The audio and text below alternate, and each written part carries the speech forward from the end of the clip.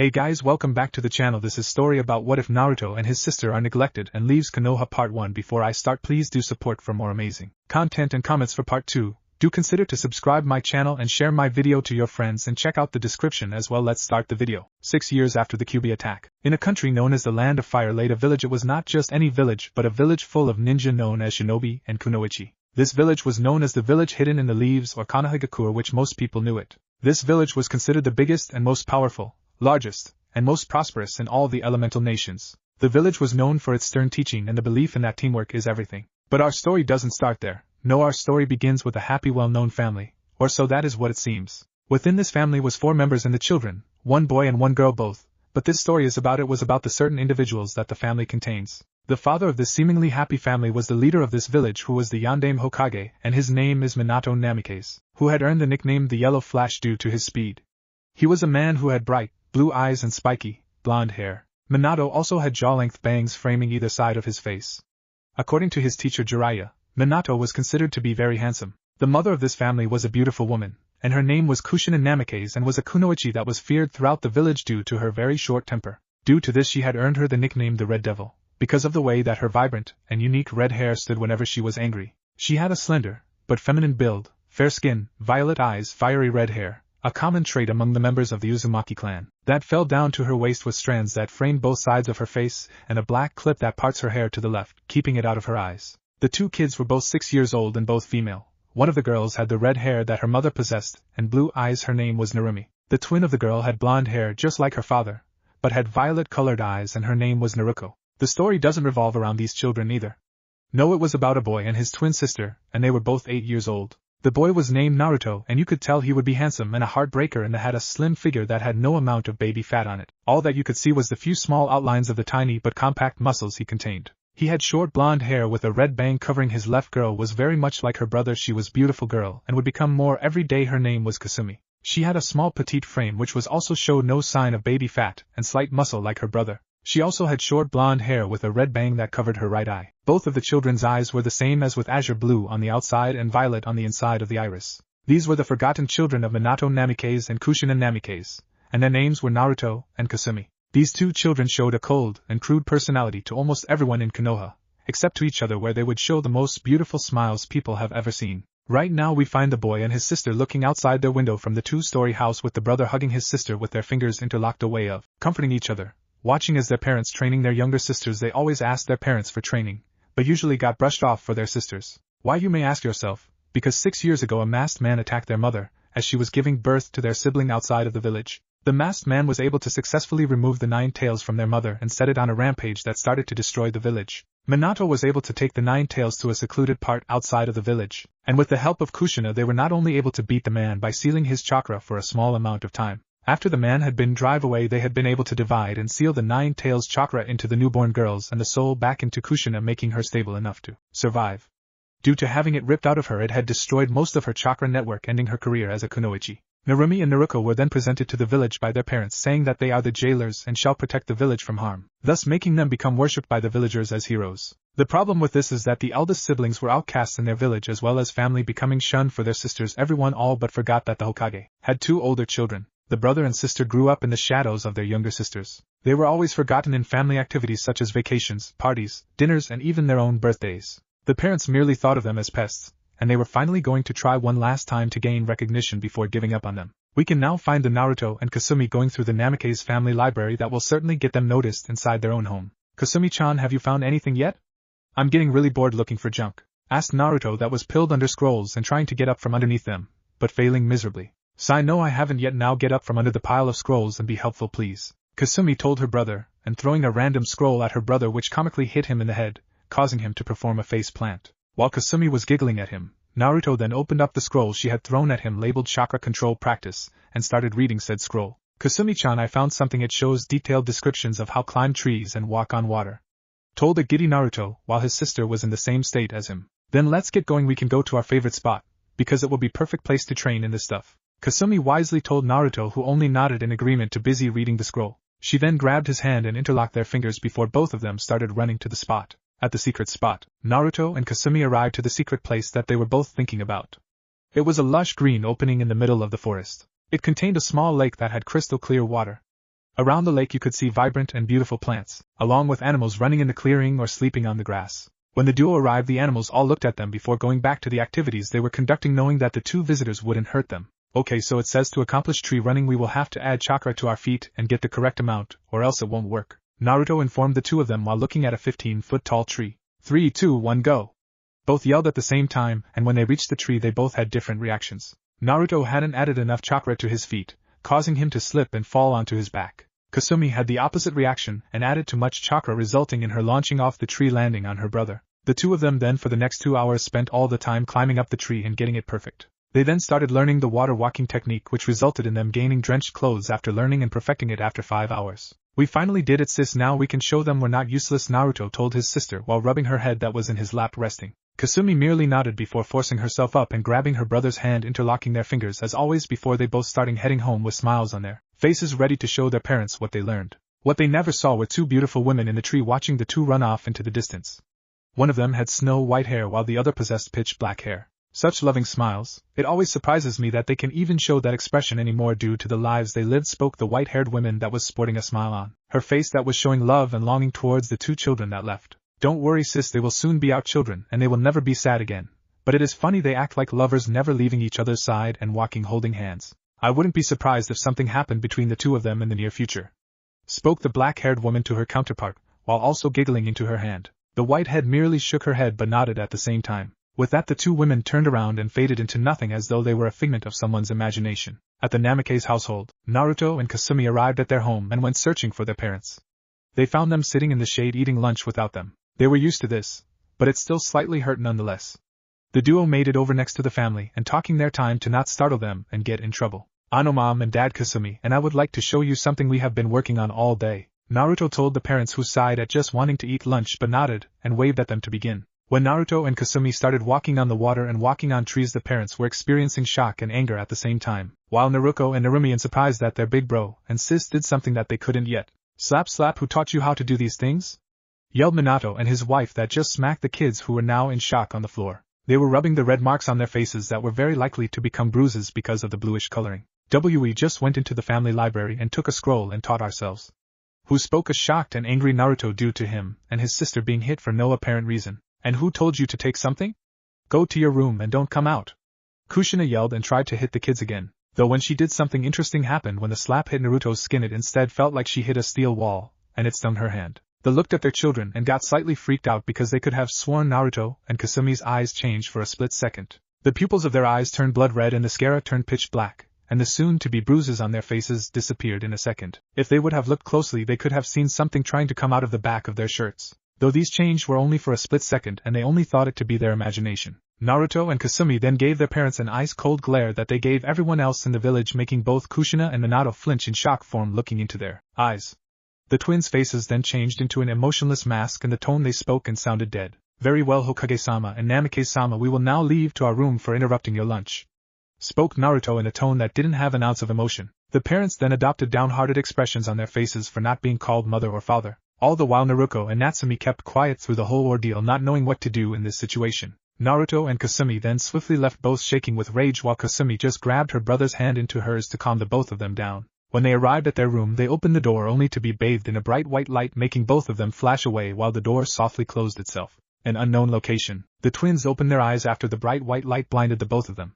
They looked around to find out where they were, but all they saw was nothing. They then both tensed when they saw two people start to form in front of them. They both then gawked when they saw the beautiful appearances of the women that stood before them. Then women just merely giggled at their silly-looking faces. "Don't fret, little children, we aren't here, children, we aren't going to hurt you, quite opposite actually," the black-haired woman said, resulting in the twins relaxing. "Now that we go that out of the way, would you like to know who we are?" the white-haired woman asked.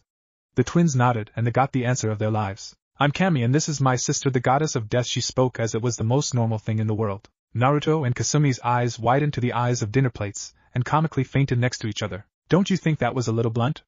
asked the now-known goddess of death with a sweat drop on her head, looking towards her sister. "Maybe," Kami replied, rubbing the back of her head with an embarrassed face. Once the twins woke up again, they then immediately looked at their feet with downcast expressions. They then asked a question that instantly broke the two goddesses' hearts. "Why would you want to see us? We are just nobodies." The two kids were then hugged by the two women and started to shake before crying into their shoulders. "You two are the most precious things in this world and were given a crappy hand," Kami spoke while rubbing Kasumi's head. And we have a question that we would like to ask the both of you. The Shinigami spoke and sitting down with Naruto in her lap. The two children looked up towards the two women wondering what their question was going to be. Would you two like to become our children? Asked the two goddesses at the same time with a sliver of hope in their voices. Naruto and Kasumi immediately looked at the two women while having more tears collect in their eyes. They both looked at each other and smiled before hugging the women tighter. We would love to. The twins said at the exact same time. Both women gained huge smiles on their faces, placed kisses on the twins' heads. They then got up and straightened their clothes out. If that's the case, then we can have our children in a village that doesn't want them, stated Kami, or newly named Ka-chan, by her kids. Gaining a yes from everyone next to her. Then once we leave we can unlock your hidden power that was trying to escape earlier this afternoon, during the fight with your former parents, the Shinigami stated, or newly named Ka-san, by her new kids.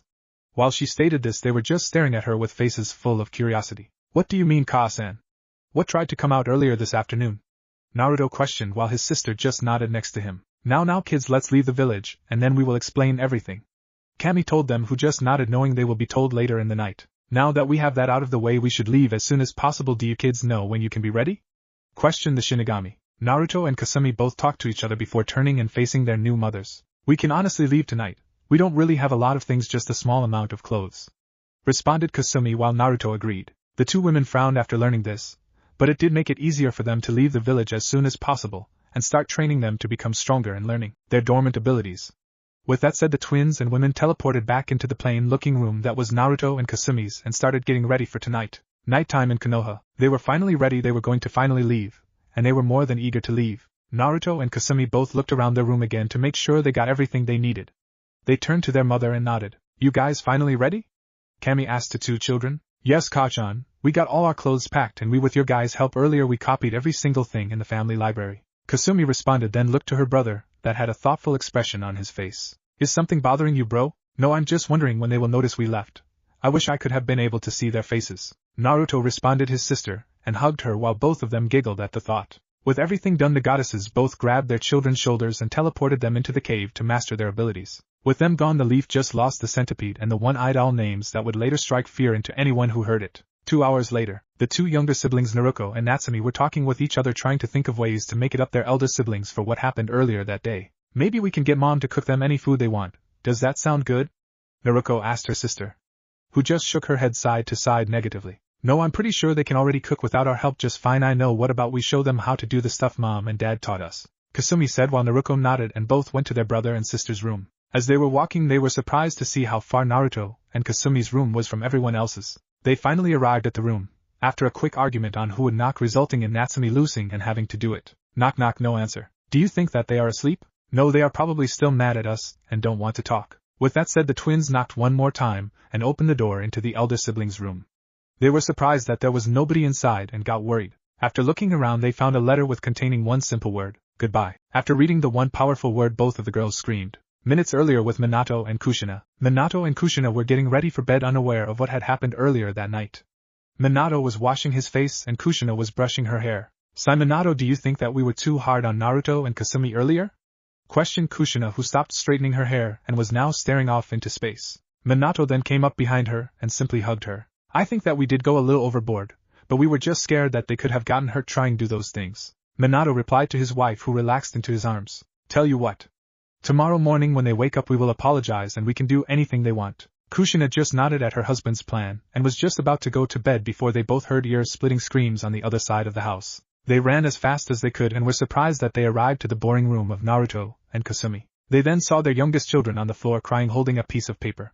Minato read the paper out loud next to his wife and both gained horrified expressions. He then went straight to the Hokage Tower to immediately start looking for the runaway twins. Too bad they would never find them or hear from them again for the next couple of years. With Naruto and Kasumi, after their departure, we can now find the new family forming out of thin air into an opening in a forest. Looking around, Naruto and Kasumi first noticed that there was a small cave right behind where they were standing. Ka-chan, where are we exactly? I thought we were going to be going somewhere to train in our dormant power like you said earlier. Naruto questioned his mother, still looking around at the place they arrived. We are going to, my child, we just need to go into this cave to train.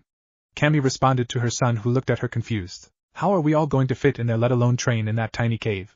Kasumi also questioned, looking towards her mother, who just smiled mysteriously. Can you tell us, Ka-san?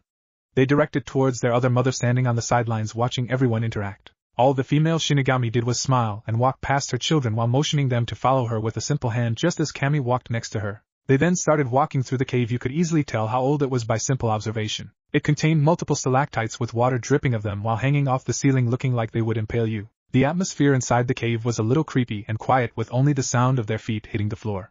It didn't help that I was hot and humid inside the cave. When they arrived at the end of the tunnel they saw that it was a dead end. Naruto and Kasumi then looked at their mothers confused. Seeing their confusion, Kami then simply waved her hand at the wall, and it started cracking before completely falling apart, showing it had a bright light behind it. They then walked forward while holding their hands in front of their eyes before getting used to the light and removing them. What they saw amazed them. It was a simple valley that was full of lush wildlife. They could also see that it contained a massive waterfall that was sparkling from the light's shine. Naruto and Kasumi ran over to the water and looked down, and could see their reflections perfectly in the crystal clear water. As they were doing, they noticed the different assortment of animals that it contained, ranging from foxes, turtles, rabbits, exotic birds along with other unique animals. After they were done admiring everything, their mother called them over to talk. This place will be our training ground for a long time, so you should get used to it. But I think that you two will be just fine, the Shinigami stated as the twins nodded in agreement. Now this place is unique and versatile in multiple ways. We can change the weather, time of day, as well as the mold of the landscape anywhere we choose. Another thing is that the time difference is not the same in here as it is outside. The equivalent of a year in here is half a year outside due to us being in this pocket dimension we made many years ago. This also causes you to age at half the rate than a normal person while in here. So we could be in here for 10 years training but will only age 5 years, Kami told the children, who only nodded trying to understand what they were just told. Ka-chan, can you tell us what this dormant power is that we are going to be on now? Asked Naruto. Yo, what is it, and what does it do? Inputted Kasumi, who also was wondering. In turn, Kami and the Shinigami gained semi-serious expressions. Okay, but before we tell you, did you feel anything earlier today when Kushina tried to hit you again? The Shinigami asked the two children, who gained thoughtful expressions thinking on what happened earlier that day. After a couple of minutes of thinking, the twins turned back to the mothers thinking they had the answer to their question, but were still unsure at the same time. Well, for one, my eyes felt really uncomfortable, and I really just wanted to rub them to make the feeling go away. Then I felt a stinging sensation in my lower back that felt like needles were trying to come out of my skin. Other than that, when our former mother struck me, I didn't feel any pain. Naruto answered to his mothers. They then looked towards Kasumi for her answer. Well, mine was the same way. My eyes felt uncomfortable.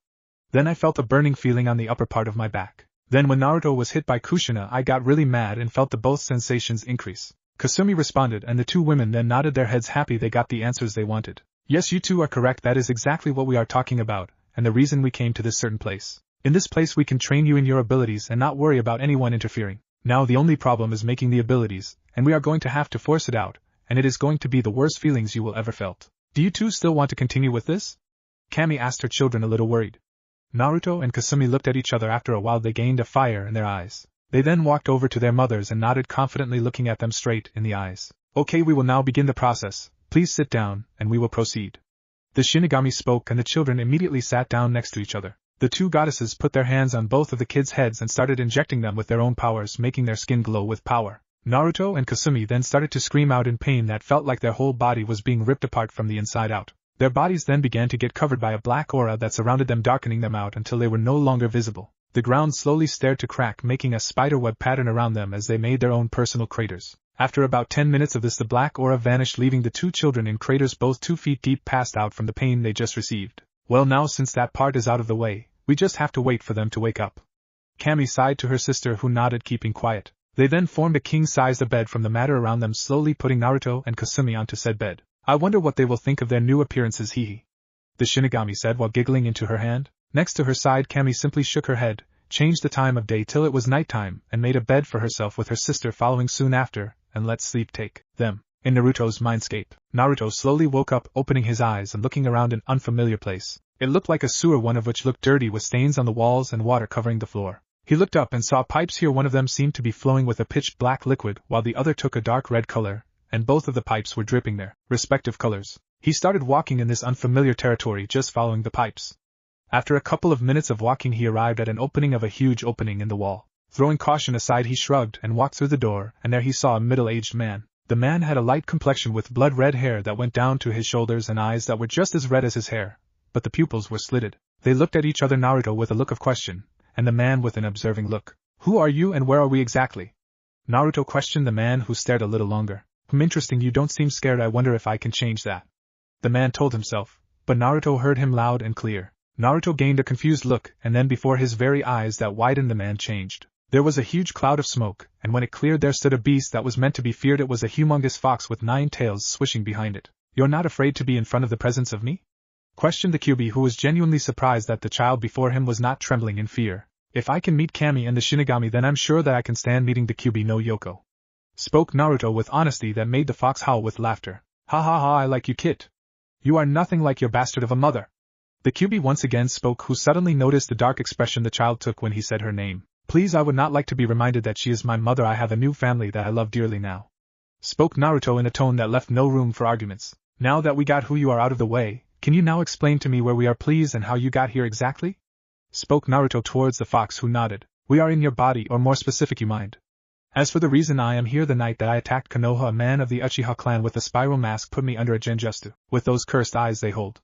He ripped me put of your former mother, and controlled me, making me attack Konoha against my free will. Spoke the massive fox that had a massive amount of anger in his eyes. He was then defeated by the Yondaime Hokage, and before my chakra was sealed into your younger siblings and my soul back into my previous container, I detached part of my soul and chakra from myself and left to find a suitable place to live, and behold, I found the offspring of the Yondaime's wife, and I fused with you, thus making me be able to speak with you as I am now. Explained the fox, who then gained an understanding nod from Naruto. I see, this makes a lot of sense now.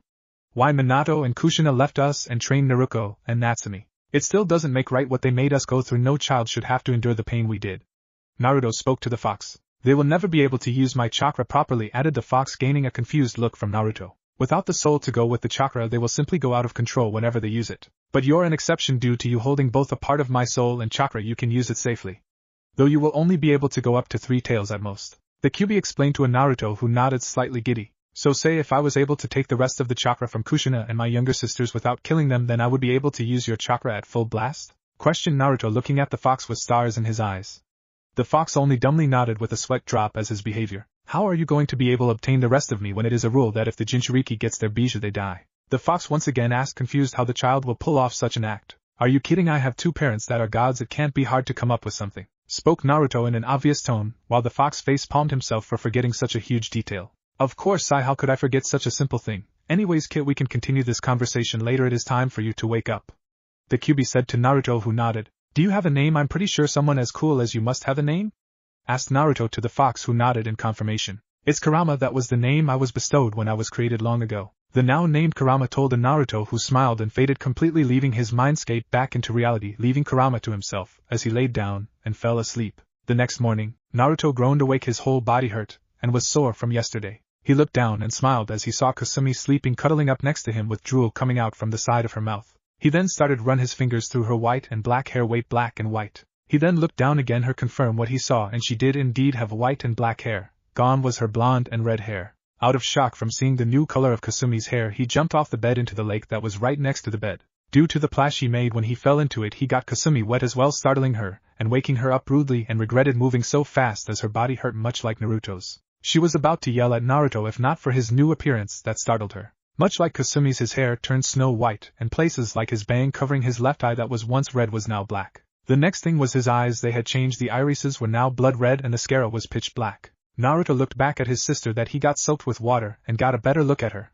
Her hair also turned snow white, and the bang covering her right eye was black. Her eyes were the exact same as his. LL, look at YY yourself. They both said at the same time while stuttering and pointing at each other. They then both looked into the water, shocked by their new appearances, and yelled. Out of thin air their mothers appeared with worried faces until they saw their children looking at themselves in the water, and gained an understanding look. They then walked up to the 2 frozen children and touched their shoulders, startling them, bringing them back into reality. It's okay, these changes were expected to happen. Sorry, we forgot to tell you. Now calm down. Kami spoke to the children, who nodded shakily and relaxed, albeit slowly. After a couple of minutes they then sat down in the grass. Now that everyone is back to normal, time to explain now their inner powers, don't you think so, sis? The Shinigami asked her sister, who nodded. Yes, I believe so. Now listen to both of you because this might take a bit. Kami told, getting nods from her kids before speaking again. Long ago there used to be a civilization of people called ghouls. These people were very unique. This was both good and bad. The ghouls were people that only could eat a certain something, which we will feed you after the story. I won't tell you what it is or else you won't eat it, told Kami to the children, who nodded, wondering what the food contained. These people were easily superior to people. They were 4 to 7 times stronger than the standard person, have an extremely high healing rate. Another thing is their body was more resilient, making things difficult to penetrate their skin, such as knives when directed at them would break on contact. Another thing, they had a better sense of smell than the Inuzuka clan in Konoha. They had a unique weapon that came from their bodies called a kagun, told Kami, taking a breath and continuing. Due to this and their unique food supplies they needed to survive, they then started to go on killing sprees and committing massacres towards their own kind and the human population to gain power. Over time we had to intervene and kill them all, erase them from history, making sure no one ever knew of them again. But we did keep one family alive out of the hundreds we did erase from existence. It was a man and his wife who tried to avoid violence at all costs, Cammy said, getting another breather, having her sister take over. These two people were the nicest people that you could ever meet, and they had a child. We allowed this child to live as long as he didn't start killing like his ancestors. Over time he grew up and met a woman of the Uzumaki clan. He soon married her and joined her clan. His child he had with the Uzumaki did not have the abilities he did, and over time we thought it had gone away. But here we are with you too, and you possess the abilities of your ancestors. The Shinigami spoke to the children, who nodded. Just then Naruto and Kasumi's stomachs rumbled, causing themselves to rub their head in embarrassment. "So I guess now is the time for you guys to find out what your ancestors ate." Cammy spoke and disappeared in a flash. Coming back a few minutes later with food in her hand, she placed it in front of the kids, who looked in disgust at it. All it was is meat that wasn't even cooked. It was still raw and had blood covering it. Then they caught the scent of the meat, and it smelled like the best thing in the world, and with ravenous eyes they devoured the food in a flash. When they were done they had blood covering their mouths, with some of it dripping off of their chins onto the floor. "Ka-chan, what was that? Can I have more?" Naruto asked. "Yeah, Ka-chan, I want a lot more as well, please," Kasumi added in with her brother. Cammy just sighed but nodded nonetheless. After a few more servings of the bloody mess they were finally stuffed. "Now you two, you need to keep a clear mind on what I have to tell you. It will disturb you, but that is fine. Are you ready to know what you guys just digested?" The Shinigami spoke in a serious tone towards the children, who nodded cautiously, already having a bad feeling. "You two just finished eating raw human flesh. It was the only food that ghouls could eat, or else they would get sick and slowly die if they didn't eat, and it was an extremely painful process." The Shinigami spoke slowly and carefully, watching the twins' expressions diligently. Naruto and Kasumi's hair then shadowed their eyes, and you could see tears coming from their eyes. They both instantly regretted eating the flesh and felt gross for eating it down like hungry animals. They immediately tried vomiting it out, but soon realized that their bodies wouldn't let them. They stopped and sat next to each other, and it was dead quiet in the surrounding area. "Does this mean that we are monsters?" asked Naruto, while his voice cracked in sadness. "Why didn't you tell us what we were going to eat before we digested it? What person would love children who eat human flesh?" Kasumi asked her own question, not doing so well in the emotional department, much like her brother. The goddesses then walked up to the two children and gave them a group hug, while the kids cried into their shoulders. After the tears stopped they then looked at their mothers, expecting to see disgust and hate in their eyes, but instead they saw all the love in their eyes, just like the first day they met them. "We wouldn't be good parents if we just hated you. Just remember this, you two, we will always love you no matter what," the Shinigami said, hugging the kids closer, and everyone relaxed when she said this. After a few more minutes everyone was on their feet, feeling a lot better than earlier. Now in the past ghouls could only eat human flesh to stay healthy and live. With us around though, in the initial transformation process yesterday we changed it so that you can eat regular human food, it just won't be good as human flesh. Cammy told the children, who nodded at her, still a little creeped out by the whole cannibalism thing. "Now I believe it's time for us to release your Kaguns, don't you think?" Cammy spoke while the two children gained determined expressions. "Okay, now to release your Kaguns you have to concentrate on your backs until you feel the stinging sensation again. And since you already have your eyes activated we don't have to worry about those," the Shinigami informed them. Naruto and Kasumi then got into meditative positions and started trying to get the feeling again. After a while they felt the sensations again and had to bit their lips to not whimper from the stinging sensation. After a couple of minutes the twins' Kaguns burst from their backs and through their clothes, ripping them. The goddesses were surprised because both of them had unique Kaguns, both different from each other. Kasumi's Kagun was wings that sprouted from her inner shoulder blades. That wasn't what surprised the goddesses. What surprised them was, instead of having 2 wings or less like most ghouls had in the past, she instead had 4 wings that were vermilion in color where they sprouted from her back, and they started turning purple at the tip of said wings. Naruto had 2 Kaguns in different spots. His first one was below his shoulder blades, and its appearance formed into a lance that was attached to a gun sword handle with a spiked pommel. It was constantly changing shape, going in between the lance and forming into a shield that had 3 parts jutting out of it on each side. It was all black and shined gold at certain places. If you want a better visual view, just look Aixa from Tokyo Ghoul Defensive Mode. His second Kagun was coming from his lower back around his waist, where he sprouted 8 tentacle-like appendages. The color was a mix of dark red and black. "That hurt more than I thought it would. It still stings slightly," Naruto stated with a wince while his lance stayed in his right hand and 8 tentacles swishing behind him. "Yeah, but at least the pain is going away slowly. We should be able to get used to it over time," Kasumi put in her own opinion while moving the muscles in her back so she could see and touch her wings. "Yes, the hard part is over. It's just the initial release of your Kaguns that hurt. After that you will barely even feel it," stated the Shinigami to the twins, who nodded thankfully at what she said. "Now we changed a few things with your blood that will make your life as ghouls easier to maintain," stated Cammy to the twins, who were now listening, her done observing the extra weapons they gained. "There is another stage to your Kaguns that is called a Kakuja. A Kakuja is the better form of a Kagun due to it mutating and enhancing your abilities tremendously. In the past, in order to obtain a Kakuji, you ghouls would have to cannibalize on other ghouls in order for their bodies to morph. We changed it so that you can eat regular human flesh and still be able to unlock this ability. The Shinigami told to the kids, who looked horrified at the thought of eating each other for power, but then got relieved that they can eat regular people to obtain it. Next is that we made your physicals better. You are now 10 times stronger than the standard person. Your skin is also more durable, being able to break a sword in half if it touches you, and it can protect from shinobi jutsus until mid-B rank. Now another thing that we gave you is the ability to see people's chakra when you have your ghoul eyes activated. Now the deal with your hair is, since we interfered with the initial release process, the colors changed and became a mix of both of ours. Then finally you are no longer related to the Yondaime Hokage's family with your DNA changed. Kami told the children, who now understood, shaking their heads up and down happily with smiles, being told they were truly free of their previous family. Now then, let's turn your eyes off along with your kaguns for now. Just relax and they should go away naturally. The Shinigami told the children, who followed her instructions, and like she said, the extra retreated back into their bodies and their eyes went back to their azure and violet combo. Now then, do you guys have any questions before we start your training? The Shinigami asked. Earlier today when I woke up I found out I have some of the Kyuubi in my body. Naruto told bluntly, causing everyone to sweat drop. After going through the entire explanation of how Kurama was in his body, the goddesses gained thoughtful expressions. I'm sure we can find a way to remove the rest of the Kyuubi from the Namikaze safely, just might take a little thinking. With him and you, Naruto, you will have to train harder than before, and hopefully he will be of use in your training as well. Kami told, while everyone agreed. Now then, crack, are you guys ready for your torture/training, crack? It's going to be a long couple of years for you guys. You better start running or else this is going to hurt more than it has to. The Shinigami spoke in a sing-song voice with a sadistic smile on her face while cracking her fingers. Naruto and Kasumi instantly started running when she said this and took off with their mothers flying behind, shooting the different elements at them. Yup, it was going to be hell for Naruto and Kasumi. They knew this from the beginning, but they knew that they were going to become stronger through this, so it was all worth it. So far now they will withstand their mothers trying to injure them while having sadistic smiles on their faces. 4 years later, in a valley unknown to all, it was the perfect day for outdoor activities. The sun was shining brightly with the big puffy clouds in the sky that looked amazing to sleep on. The temperature was 85 degrees Fahrenheit with a cool and calm breeze was flowing throughout the valley. There were animals surrounding a waterfall that were drinking the crystal clear waters that it produced. It was definitely a peaceful day indeed. Well, that was how it was in one side of the valley. On the other side of the valley it was a wasteland. The trees were destroyed, ranging from having their roots removed from the earth or being split in various ways. The ground was littered with large and small craters, crystals that looked like feathers that you could tell were sharp just by looking at them, and slash marks everywhere ranging from deep to shallow. In the distance you could see 2 fast-moving blurs in the distance colliding, making sparks whenever they crossed paths. The 2 blurs kept crossing paths for a couple of more minutes, adding more damage to the already scarred land. The fighting stopped as 2 people were seen on opposite sides of the field, slightly panting. They had cuts littering their bodies and blood dripping from the corner of their mouths. The first figure was a boy standing at a height of 4 feet 8 inches.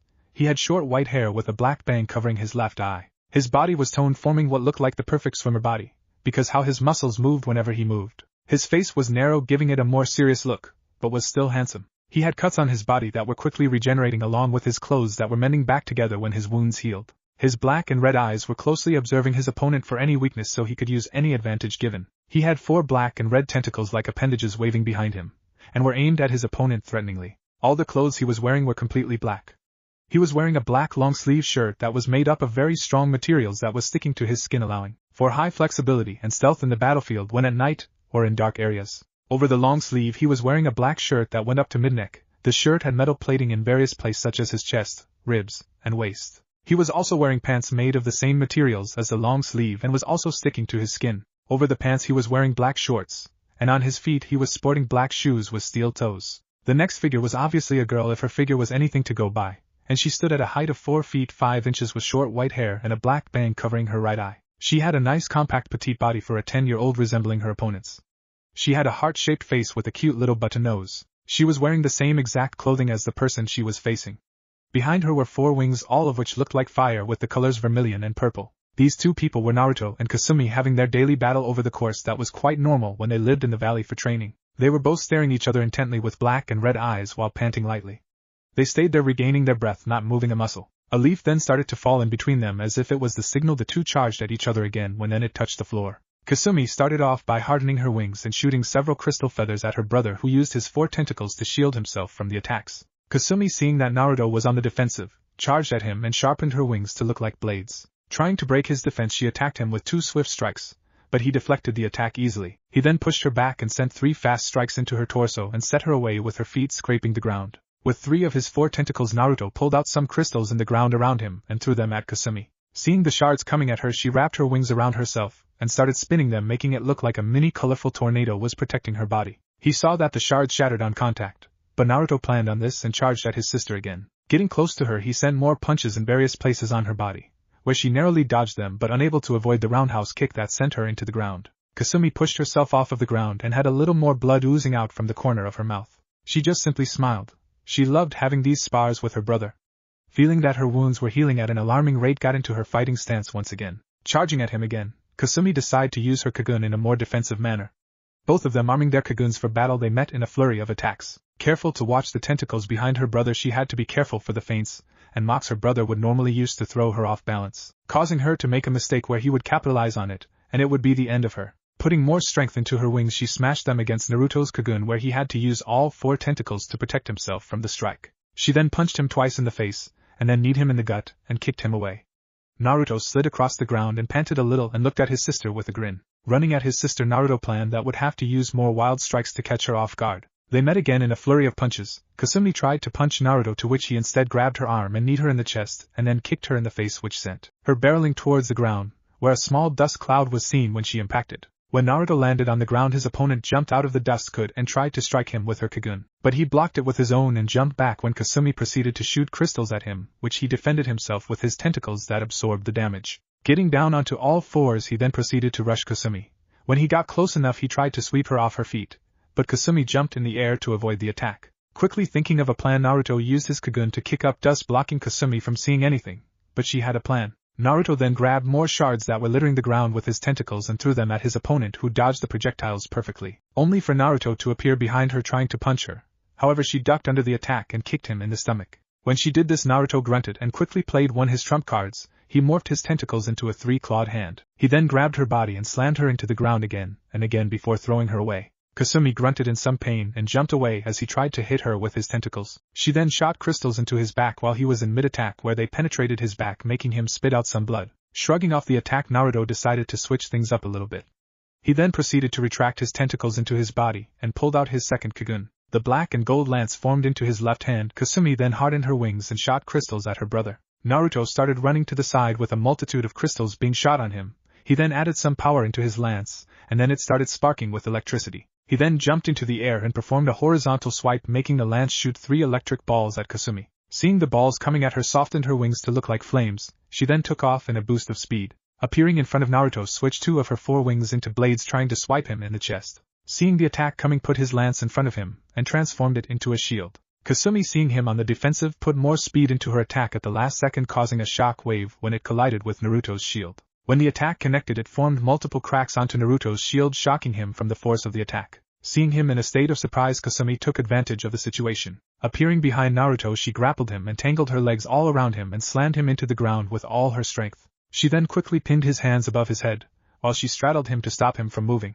Naruto's eyes widened at the position they were in.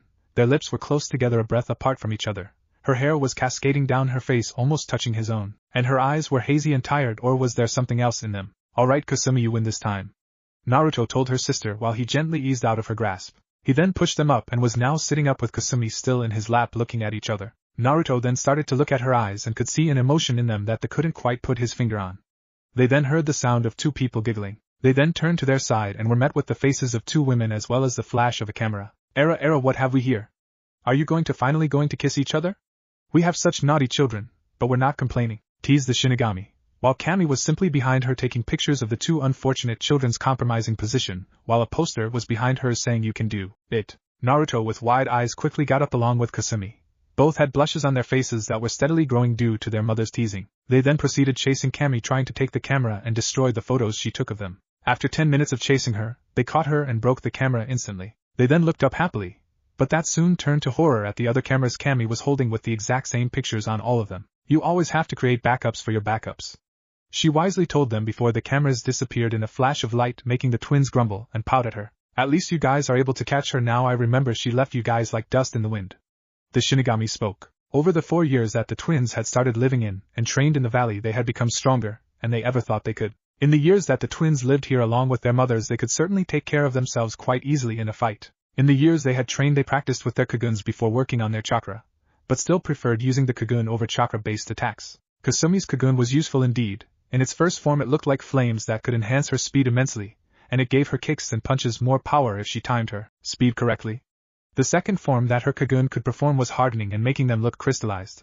This allowed her to be able to shoot crystals from the wings. Another perk this had was she was able to spin the wings around her body while hard, making it look like a red and purple tornado was surrounding her, and made it so projectiles deflected off of her.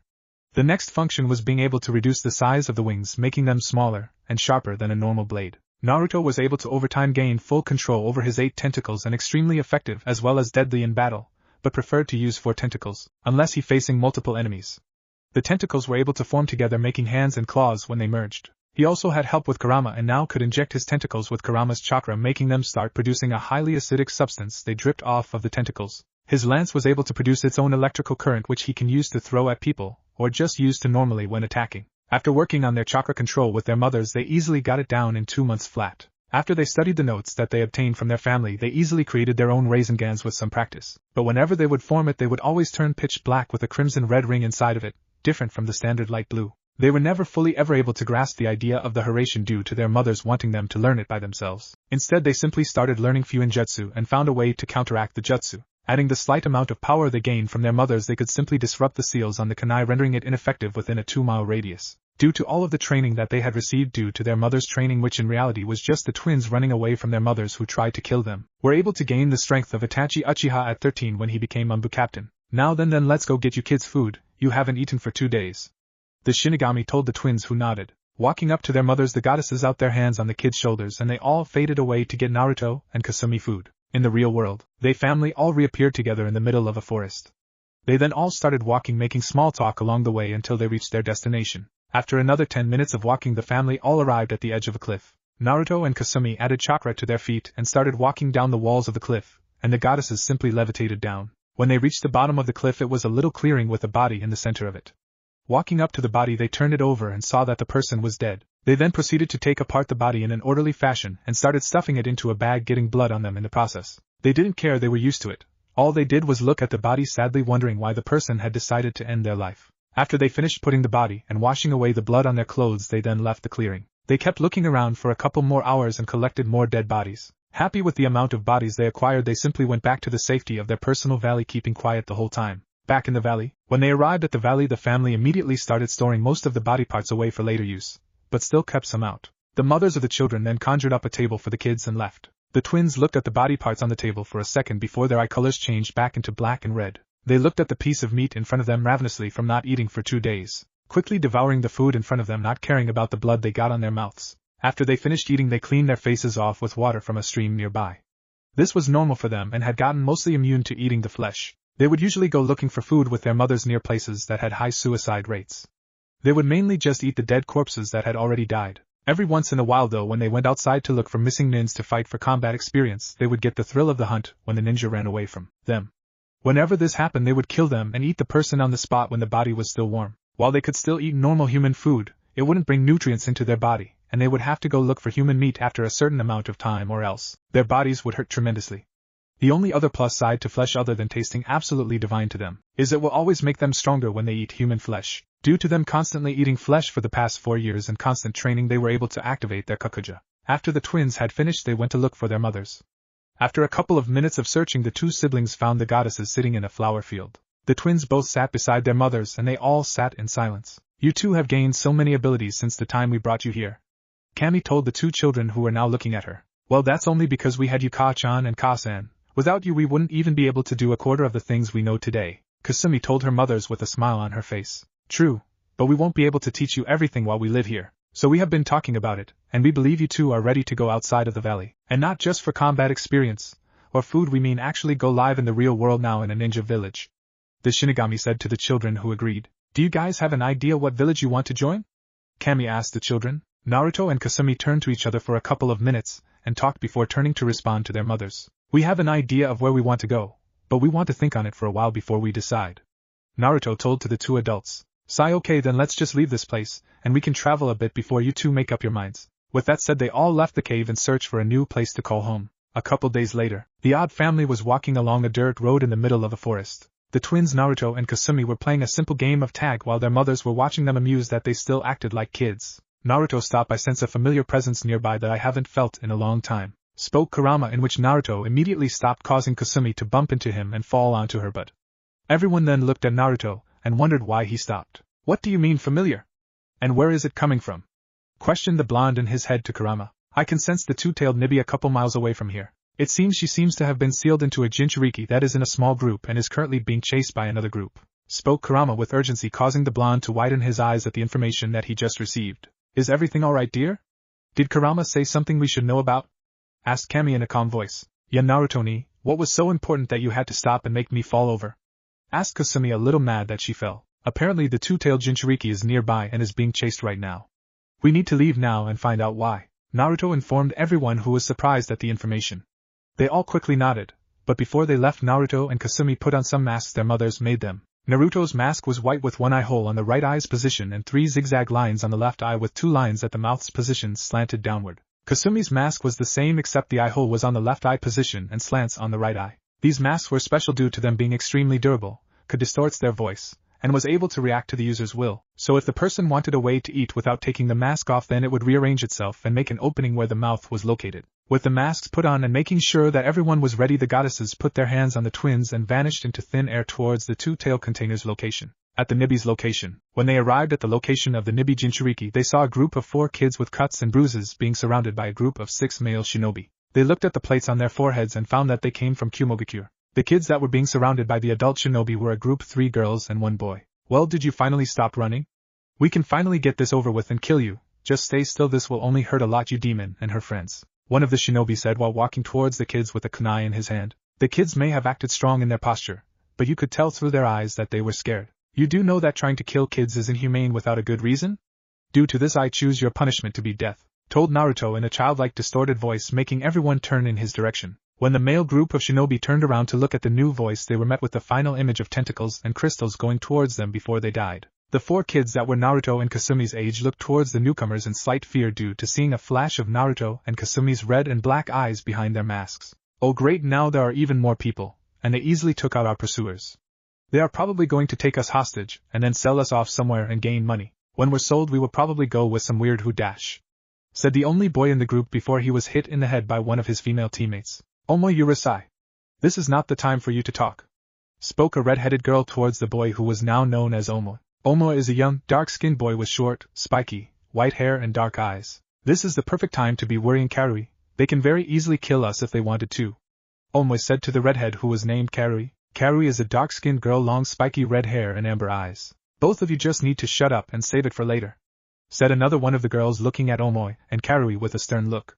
Yes, Samui, both Oma and Karui told the girl. Samui is a fair-skinned woman wearing a stoic, aloof expression on her face. She has blue eyes and straight, blonde hair framing her face, cut in an asymmetrical bob style with the front bangs reaching her shoulders. Now then, since we got that out of the way, why don't you tell me why you guys are all on your own being chased, and who is the leader of this band of misfits? Kasumi asked with a distorted childish voice.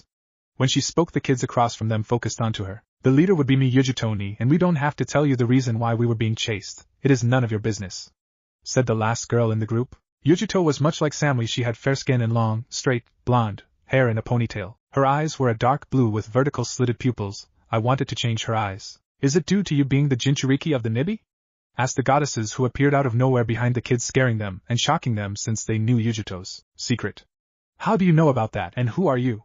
Questioned Yujito, who was shocked with the women that appeared out of nowhere. We know because I am like you. I hold the Kyuubi in my body.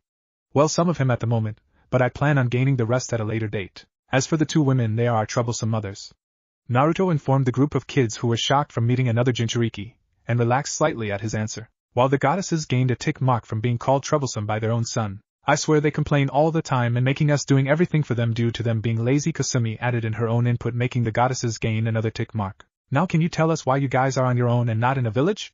Questioned Naruto. We won't tell you anything else unless you take off your masks and tell us your names now, said Samui in a firm tone. All Naruto and Kasumi did was look at each other and nod. They took off their masks together, and shocking the kids with their black and red eyes before they switched back their normal blue and violet color. My name is Naruto, and this is Kasumi. It's a pleasure to meet you all.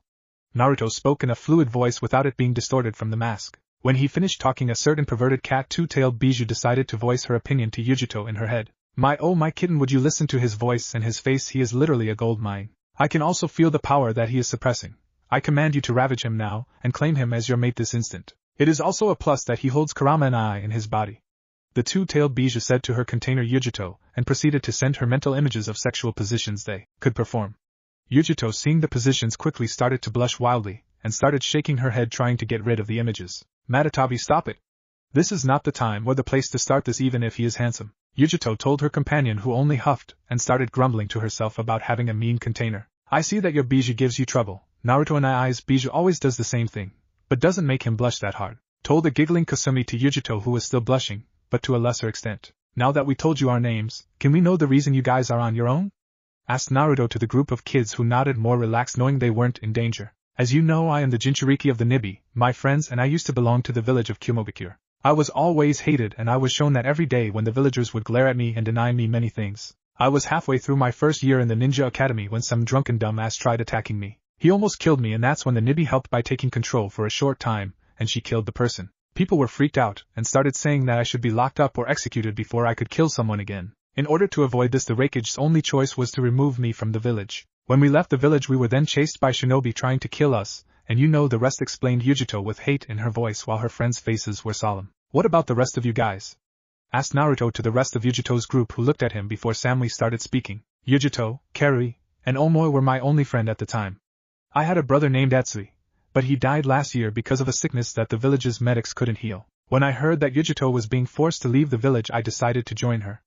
Omoi and Karui soon tagged along with us due to them being orphans, told Samui in a depressed tone that was also shared with Omoi and Karui. Well, now I understand why the ninja were attacking you now, told Naruto. He then looked towards his sister, who was pissed at the story she was told. Kasumi noticed that her brother was looking at her. She then walked over to him and asked him a question in a whisper. Do you think that we should bring them with us? We already planned what village to live, and it doesn't affect them negatively. Kasumi asked her brother, who thought about it for a second before he nodded, and they turned back to the other group, who was waiting patiently. Would you guys like to join our group? We were on our way to a village to live in, and you guys look like you need supplies. Naruto asked the group, who got into little huddle and started whispering with each other, taking looks at Naruto's group every once in a while. After conversing with each other for a bit, they then turned back to Naruto and Kasumi. What village did you guys have in mind? Samui asked, looking at them critically, seeing if they were going to lie. But it was near impossible due to their faces being emotionless. Out of all the main hidden villages, we had to study for a bit before we made our decision. We won't be going to Konohagakure due to personal reasons. Next is Kumobakure. We can't go there due to you having been forcefully removed. Then we have Sunagakure. It was too hot for our tastes and didn't feel like living in a desert. Kirigakure has been having trouble with its government lately, and it might lead to war in a few years, and we wouldn't want to be there when it does happen, Naruto was explaining to the other group. Then that would leave the only last available village to be Awagakure. Can you tell us what happened between you guys and Konoha? Oma finished Naruto's thought process. The group all surprised when they saw hate in Naruto and Kasumi's eyes. We will just say at the moment we don't have fond memories of Konoha. So are you guys going to join us or not? Kasumi asked Yujito's group. The kids from Kumo started talking to each other again before looking back at Naruto and Kasumi. We will join you on your journey to IWA. Your group doesn't seem that bad, and we are all out of supplies as well as have injuries. Yujito answered for her group. They then saw Naruto and Kasumi smile along with their mothers. Well, then we should get going, shouldn't we? We should probably fix the damages on your body first, Kami said before she and the Shinigami walked up to them before grabbing their shoulders, making the kids tense. They immediately relaxed when they felt their bodies feel wonderful and widened their eyes when they saw the cuts on their bodies disappear in an instant. When the goddesses were finished healing the injured kids, they then looked at Naruto and Kasumi with glowing red eyes. Now then, what were you guys saying that we were troublesome and lazy? Asked the Shinigami to Naruto and Kasumi, who were now sweating bullets as their mothers walked towards them. Hee, we were just playing, we didn't mean any harm, Naruto told Kasumi, who were backing up slowly before they took off in a full-on sprint away from their mothers. They ran, sister. They should know better by now. Should I get the feathers? Yup, I will go get the honey and ropes. Let's go get our disrespectful children. With that said, the two goddesses started chasing the twins, planning on give them a punishing them. On the side, Yujito, Samui, Karui, and Omoi are looking at the family before they all started chuckling to themselves. They seem pretty cool, Samui said, and everyone nodded before they started running and trying to catch up to Naruto and Kasumi, who were now covered in chicken feather tied upside down on a tree, and towards their future home of Awagakure with the strange family. At Konoha, it was a warm afternoon in the Leaf Village. The sun was as bright as it usually was, shining the village with its warming rays. The village was as lively as ever, and you could see many people going around the village taking care of business. Unlike many other villages, even though Konoha was the most powerful village in the elemental nations, it didn't seem militaristic or cold. Many people, if they saw Konoha, would say that it wasn't a shinobi village. However, the mountain that surrounded the north part of the village was a dead giveaway. In it were carved faces of the most powerful shinobi to ever live. This was the sight that Narumi Namikaze and Kasumi Namikaze saw every day. They were the village's princesses and heroes as well, being a part of the honorable Namikaze family. This family was one of the most respected throughout the elemental nations, with their father Minato Namikaze being the current Yondaime Hokage. Their mother was also another well-respected kunoichi, even after her time as a ninja was abruptly stopped. Due to being the daughters of both legends, they were considered one of the best families possible. Narumi would look at the families that were spending time together and adopt a disheartened expression. One of the families she was currently looking at had two parents on a bench smiling at their eldest son chasing around his two younger siblings on the playground. Observing the family, she couldn't help but be reminded of her brother and sister that had disappeared 2 years ago. While they would still be greeted as they normally did, it seemed that nobody noticed that their elder sibling abandoned the village, bringing down her mood even more. She turned to her left towards her sister Naruko, who was looking through a shop window with jewelry on display. The night that the twins left the Hokage, Minato Namikaze immediately sent his ANBU and trusted shinobi to search every possible place Naruto and Kasumi could have went. Their searching for the twins never came back positive, even when they went as far to the Land of Fire's borders. He never released it to the civilian community that his eldest siblings went missing, but nobody seemed to notice anyway. The next day after her elder brother and sister disappeared, Narumi and Naruko asked their parents why they never cared about their elder sibling. They had responded saying that they were the primary focus at the moment, learning how to control the Kyuubi's chakra, and making them happy so it wouldn't corrupt them in the future, causing them to forget about Naruto and Kasumi. Narumi then down and wondered when things had started changing. Flashback. She remembered how Naruto and Kasumi weren't always mean and cold towards everyone. Her elder siblings used to smile, even if you could barely notice it due to how small it was. It started one day when Narumi and Naruko were taken into the forest to play, and Naruto and Kasumi were tasked with bringing them back home by their parents. When they returned home, they were greeted with the sight of their parents Minato and Kushina sitting on the couch waiting for them. "Hello Naruko-chan and Narumi-chan, did you two have fun?" Kushina asked her youngest children, not even checking on her eldest children. Natsumi and Naruko nodded their heads up and down excitedly, while Naruto and Kasumi stayed silent as they always have done, knowing their mother would forget to ask them as well. "That's good, we having something to discuss with Naruko-chan and Narumi-chan. So Naruto and Kasumi, can you please go up into your so we can talk to them?" Minato asked the eldest twins. "Why can't we stay out here and listen as well? It should concern us as well, shouldn't it?"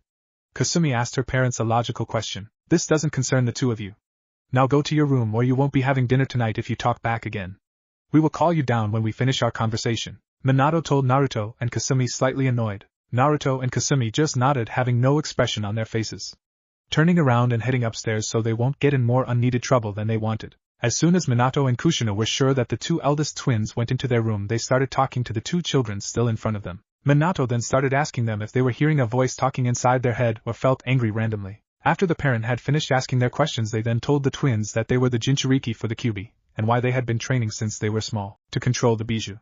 After having a long conversation with the two kids and comforting them, they finally calmed down. "Now then, we can talk about this later and have some dinner?" Kushina said to the two twins, who nodded. While everyone was getting ready for dinner, nobody had ever informed Naruto and Kasumi, who were once again angry that they were forgotten like usual. After the day, Naruko and Narumi were then being trained by their parents in controlling the Kyuubi's chakra along with their normal training routine. Over time, the youngest twins had been started to get more praise from the villagers and their parents, slowly forgetting their elder siblings. When they would see them around the house, they would have a cold personality, effectively keeping people away from them. Slowly but surely, Naruto and Kasumi were leaving people's minds like they never existed. Flashback end. Narumi was shaken out of her thoughts when Naruko shook her. "Are you okay, Narumi-chan? You had a sad look on your face." Naruko questioned her sister. "Yes, I'm fine, Naruko-chan. Come on, we have to go start making dinner for later tonight," Narumi told her sister. She looked skeptical but agreed. They finished talking and started heading home and got the normal happy greetings they normally received from the villagers. They returned home and walked through the front door. As normal, the house was as quiet as ever. "Do you think Ka-san will want to cook dinner with us tonight?" Naruko asked her sister, who only shrugged in her shoulders in response, showing she didn't know. "There's only one way to find out, Naruko-chan, let's go find out," Narumi told her sister. They then walked upstairs towards the rooms. A little bit of walking later, they were standing in front of Naruto and Kasumi's former room. They knocked on the door and received no response on the other side. "Sai, I guess we will have to make dinner tonight, since she doesn't feel good as usual," Naruko told her sister, who nodded her head solemnly in response. They turned the door handle and walked inside the barren room their elder siblings used to live in. They looked towards the bed in the room and saw that their mother was sleeping on it. They walked closer and looked at their mother, who had dried tear stains on her face, and frowned. "She's having another bad dream," Naruko told her sister, who nodded. They wiped the tear stains off her face, and they both kissed her on the head. Kushina seemed to like it due to her smiling while still asleep. They then fixed the covers and tucked their mother in properly before they both walked out of the room quietly. "Come on, we have to go start dinner since she is sleeping. I believe we plan to have soup tonight if I remember correctly," Narumi told her sister, who agreed. The two twins then started walking downstairs and into the kitchen getting the materials ready. Narumi took the vegetables out of the fridge and onto the counter with a cutting board. Naruko started chopping up the meat that they started thawing out earlier this morning. Don't forget that we have to put Tusan's dinner in the oven when we are done, Naruko reminded her sister. Narumi nodded her head while she started chopping the vegetables that were in front of her. Narumi then started of all the things that had happened due to her elder sibling leaving.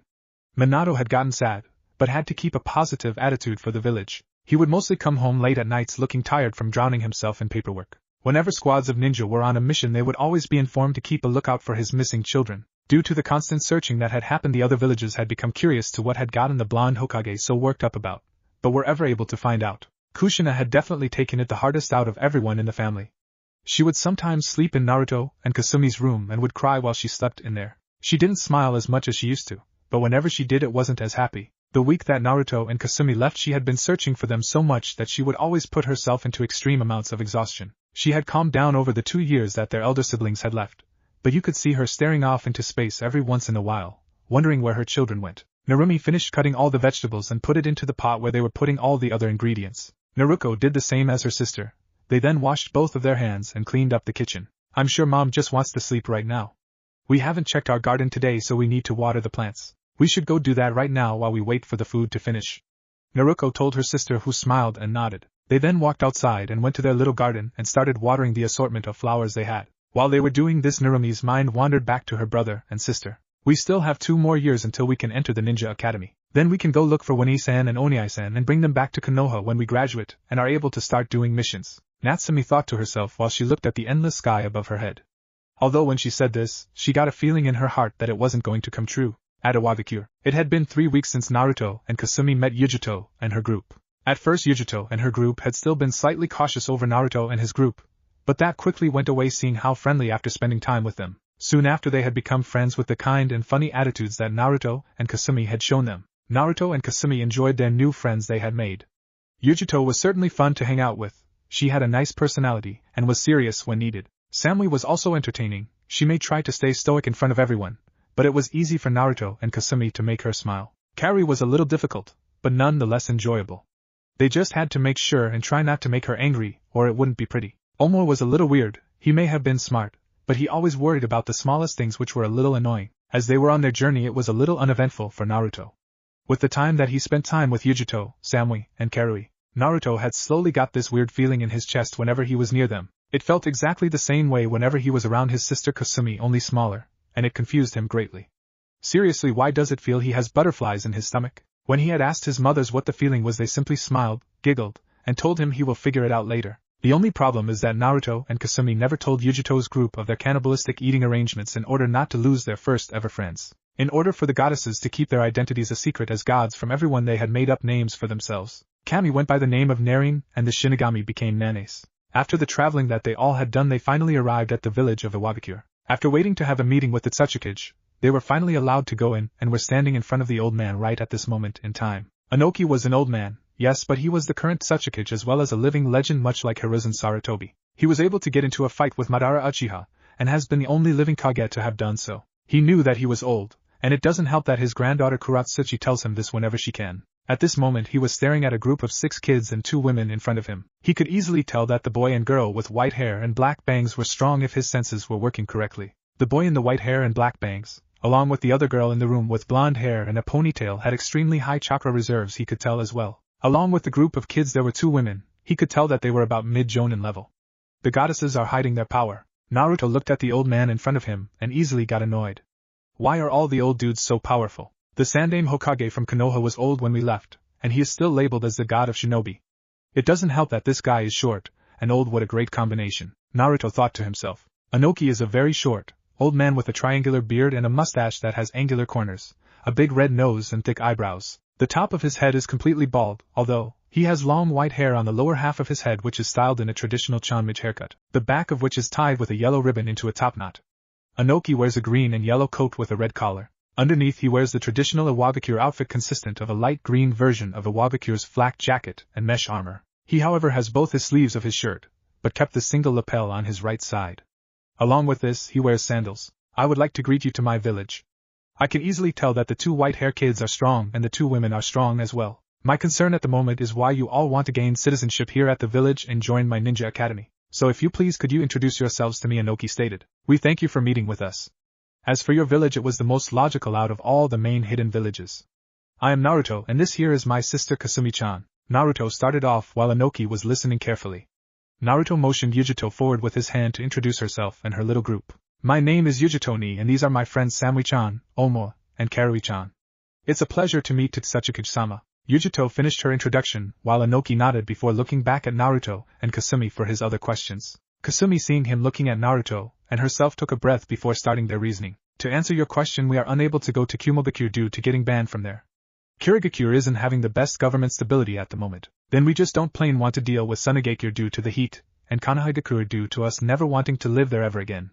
Kasumi finished off. Inoki was intrigued to see the anger that filled Naruto and Kasumi's eyes when they mentioned Konoha. He also saw the rage from Yujito and her group and wondered to himself what caused these reactions. This is going to be interesting, Inoki thought to himself. I assume that you guys have a certain past with Konoha and Kumo. Would you care to elaborate?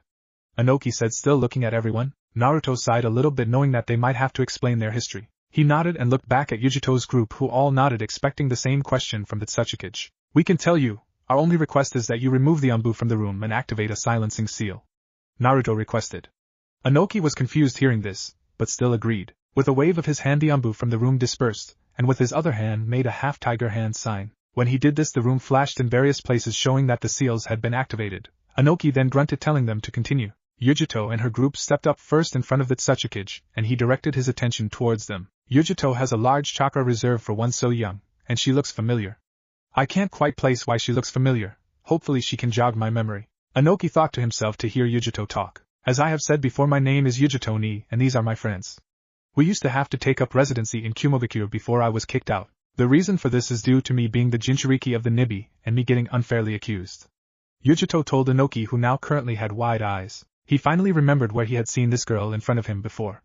She had been on a report he had been handed a long time ago. This also clearly explains why she has such a large chakra reserve when she is so young. The status of being a Jinchuriki is extremely surprising, but it also explains your unnatural chakra supply. I can feel. I highly doubt that the Raikage would simply let you go.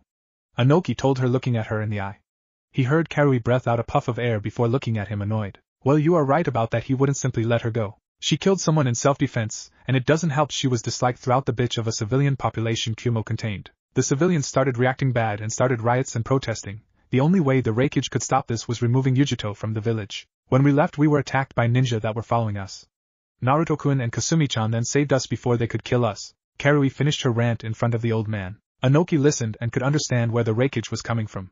He had his own Jinchuriki Han and Rashi, which were splendid shinobi in his opinion. Though the only problem was that they weren't liked even if they kept to their own accord. If something like this ever happened, he would more than likely have to go through the same procedures that the Raikage went through. If I was in his position, then I would have more than likely had done the same thing he did, so I can't blame him. Though when Yujito left the village, why did you other kids tag along? Inoki told them. Yujito-chan was our friend when she was forced to leave the village. We were all orphans with no family and nothing keeping us connected to the village. I used to have a brother, but he died a couple years ago. Yujito-chan, Omo, and Karui-chan helped me through it. We all left because she is our friend and couldn't let her leave the village on her own.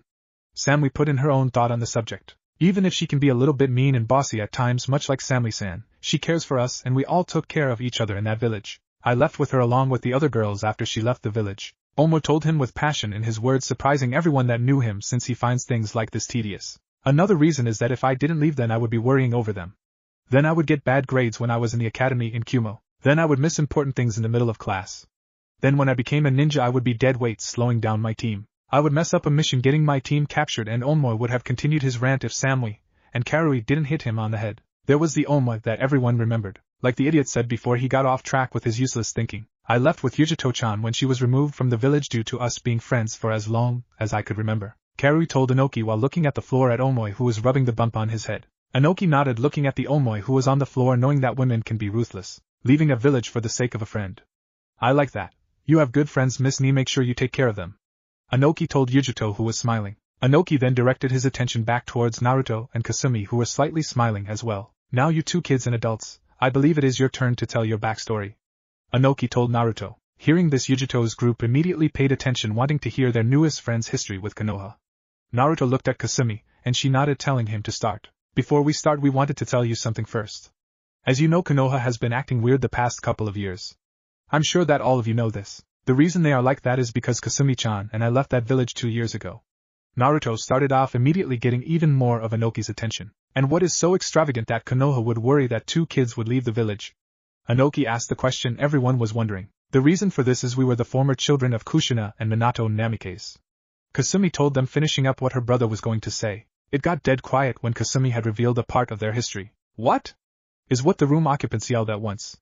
Karui immediately went and tackled Naruto onto the floor and started shaking him wildly. What do you mean that you are those 2 legendary people's kids? Hurry up and answer me, Snowball. Karui yelled at Naruto, making fun of his white hair. Kasumi, seeing her brother being shaken to death, walked over to Karui and poked her in the head. If you keep shaking him like that, you're going to turn his brain into goop and he won't be able to tell you. Kasumi told Karui, who rubbed the spot she was poked on her head. I guess you're right about that. Karui responded, getting off Naruto. Kasumi then picked up her brother, who had swirls in his eyes. Inoki then cleared his throat, getting everyone's attention. Now that I have everyone's attention, Naruto, can you please elaborate on what your sister just said? Inoki asked with a calm exterior, but within his body his mind was running a mile per minute. Naruto stood up perfectly fine, as if he didn't get almost shaken to death by Karui. It is just as my sister had just informed you. We were the eldest children of the Yondaime Hokage and his wife before we abandoned the village 2 years prior to coming here. Naruto then told everyone what his sister had just stated. After Naruto said this, Inoki was sitting there behind his desk, rubbing his temples, wondering how to take in the information he was just given. He then started to think about Minato and his confrontation he had with him at one point in time. He had quickly learned that Minato hated war with a passion, but he still fought because it was his duty for his village. Over time he had lowered his hate towards Minato and had become neutral towards the blonde man. First off, why do you say former children, and why did you leave the village in the first place? Inoki started off trying to calm everyone down at this moment. Kasumi-chan and I were the firstborn of Kushina and Minato Namikaze 6 years before the Kyuubi attack. Over time we were forgotten over the next pair of twins that Kushina gave birth to. It was blatantly obvious we weren't wanted in that household and throughout the village. We were treated as pests that go in everyone's way even if we didn't do anything wrong. Naruto told his tale while everyone was listening intently to what they were being told. One day we finally had enough when they had hit us when we tried to impress them. We then left the village soon after, and we had gained new parents along the way. Along with gaining new parents, they had helped release a bloodline in the process. Due to us getting this bloodline, our DNA structure was changed permanently. With the help of our new parents, we then trained in our new bloodline and became extremely proficient in it. Kasumi finished off their history with Konoha. Throughout the story, everyone's perspective of Konoha was slowly going downhill. So you're telling me then Yondaime Hokage, the man who preaches about everyone being family, had forgotten his own children and never took care of them at all? Samui asked, breaking everyone out of their thoughts. It is ironic, isn't it? Kasumi-chan and I always wondered if there was something wrong with us. Over time we just gave up and only cared about each other, especially the night that we left. Naruto told everyone while Kasumi had a sad smile on her face. At least they are out of our lives for the time being, and we have a new family. Kasumi put in her own opinion. Inoki was listening closely to Naruto and Kasumi as they retold their past. He then observed the 2 women behind the 2 twins that were easily stronger than him. I assume that you 2 women are Naruto and Kasumi's new parents. Inoki asked. You would be right in your assumption. We took them from their village, making them become our children, and gave them the love that they were denied with their former family. Kami told Inoki, who nodded at what she said. I don't believe I had caught you 2 women's names. Inoki said. How rude of us. My name is Narin and this is my sister Nanase. Kami introduces her sister and herself. Inoki nodded his head towards them before looking back towards Naruto and Kasumi. When you said that you guys had changed your DNA, you had gained a bloodline with the help of these women. Can you please demonstrate? Inoki asked, receiving a nod from Naruto and Kasumi. To the surprise of everyone, they surprised everyone, changing their eyes into the intimidating red and black color. They then activated their Kaguns, next Naruto sprouting his tentacles and spear into his hand, while Kasumi created her wings. Everyone just stared at them, amazed from never have seen anything like it before. Even Inoki was staring at the extra appendages in slight awe. Everything right here is part of our bloodline. We are able to grow extra appendages that are called Kagun. With our eyes we are able to see chakra when they are activated. Our skin is extremely durable, and we are easily 5 times stronger than a full-grown adult. Naruto started listing off the things that their bloodline could conduct. So Tsuchikage-sama, are we able to join your village and become ninja in the future? Kasumi asked Inoki. He immediately nodded. It would be foolish of me not to allow you into this village. You will all become great ninja, I can already tell, and can't wait to see you all progress. Inoki responded to them, who all had smiles of their own. Due to you having no place to live in this village, you are all able to live in my own home until you all can afford your own place to live. Inoki informed them, who all nodded even happier than before. You all can wait outside and I will take you to my home in a few minutes. Inoki told them. Everyone was nodded before they started walking out of the room. We have something else to discuss with the Tsuchikage. We will be out in a few moments. Kasumi told Yujito, who nodded, a little confused what else they had to talk to the old man with. With everyone one out of the room, Naruto and Kasumi then looked towards Inoki, who was looking out of the window in his office while in thought. To think that Minato Namikaze would leave these children by themselves most of their lives. They have remarkable potential and can easily buy some of the best ninja in the future. This is going to be interesting, but a pain in the ass just great, Inoki thought to himself. Tsuchikage-sama, there is something else that we need to discuss while everyone is out of the room. Naruto told the old man, breaking him out of thought. Inoki went back to his desk before he looked back towards the group of 4 people in front of him. What is it? Inoki asked, looking at the 2 kids and women in front of him. It's about our bloodline. It requires us to eat certain things in order for us to stay alive. Kasumi told Inoki, who was listening, wondering why they needed to tell them. I'm sure you can find whatever you need from the multiple food market sections we have throughout the village. Inoki stated, looking at the paperwork on his desk. That's the problem, we can't get it in the food markets. Unless you have vendors that sell human meat? Kasumi stated, making the Tsuchikage stop dead in his tracks. What do you mean by that? Inoki asked, clearly confused. In order for us to survive from our bloodline, we have to digest human flesh, or else we get into a large amount of pain after a certain amount of time, and die if we don't eat anything. We found a way to get past this problem by eating the corpses of people who have committed suicide or people we just plain don't like, Naruto said while watching Inoki for his reaction. Is that so? Is this the only thing you two can eat? Inoki asked, trying to get as many details as possible. We are able to eat normal food, but it doesn't give enough nutrients that we need in order to survive, Kasumi responded. Inoki grunted as a sign that he understood, even if he had a large headache at this moment. As long as you two are able to keep your feeding under control, I will have no objections with the methods in which you get food. Just don't eat the civilian and ninja inside the village. Inoki informed them, getting a nod from the 2 twins. Now, since you two are still here, I have a small amount of questions. Naruto, why do you have such a bigger chakra reserve than your sister? Inoki questioned the 2 twins. The reason for that is a hold-up part of the Kyuubi. Naruto told the Inoki, who started rubbing his temples again. What do you mean that you hold part of the Kyuubi? It was believed by me that your former siblings held the Kyuubi. Inoki asked. It is true that the 2 kids of the Yondaime hold the Kyuubi, but only a small part of it. The only problem is that they only hold the chakra and not the soul, so they will never be able to control it. During the sealing that night, the Kyuubi broke off part of its chakra and soul and was absorbed into me. Due to this, I am able to use the Kyuubi's chakra along with his help due to us meeting during our training. Naruto responded. So you are able to talk to the Bijou and it helps you. Then the ironic part is the Yondaime has useless Jinchuriki that will never be able to use its power. That's funny, Inoki said while laughing inside his head. Yes, I am able to communicate with my Bijou and have a great relationship with him, much like Yujito-chan has with her Bijou. Naruto said, confirming what Inoki stated. Another thing, is your 2 mothers going to want to join the Shinobi Corps? Inoki asked. I and my sister Narine have no interest in joining the ninja program. We are only here because our children chose this village to live in. The Shinigami told Inoki. I guess that's all I wanted to ask you. Does everyone else know about your eating condition? Inoki asked Naruto and Kasumi, who only looked away from him. Seeing this, he got his answer. He then sighed, looking at the 2 twins with a serious expression. They will find out in the future whether you tell them or not. It would be better to tell them sooner than later, Inoki told them, and putting in his own opinion. We know, but we would rather not tell them about this.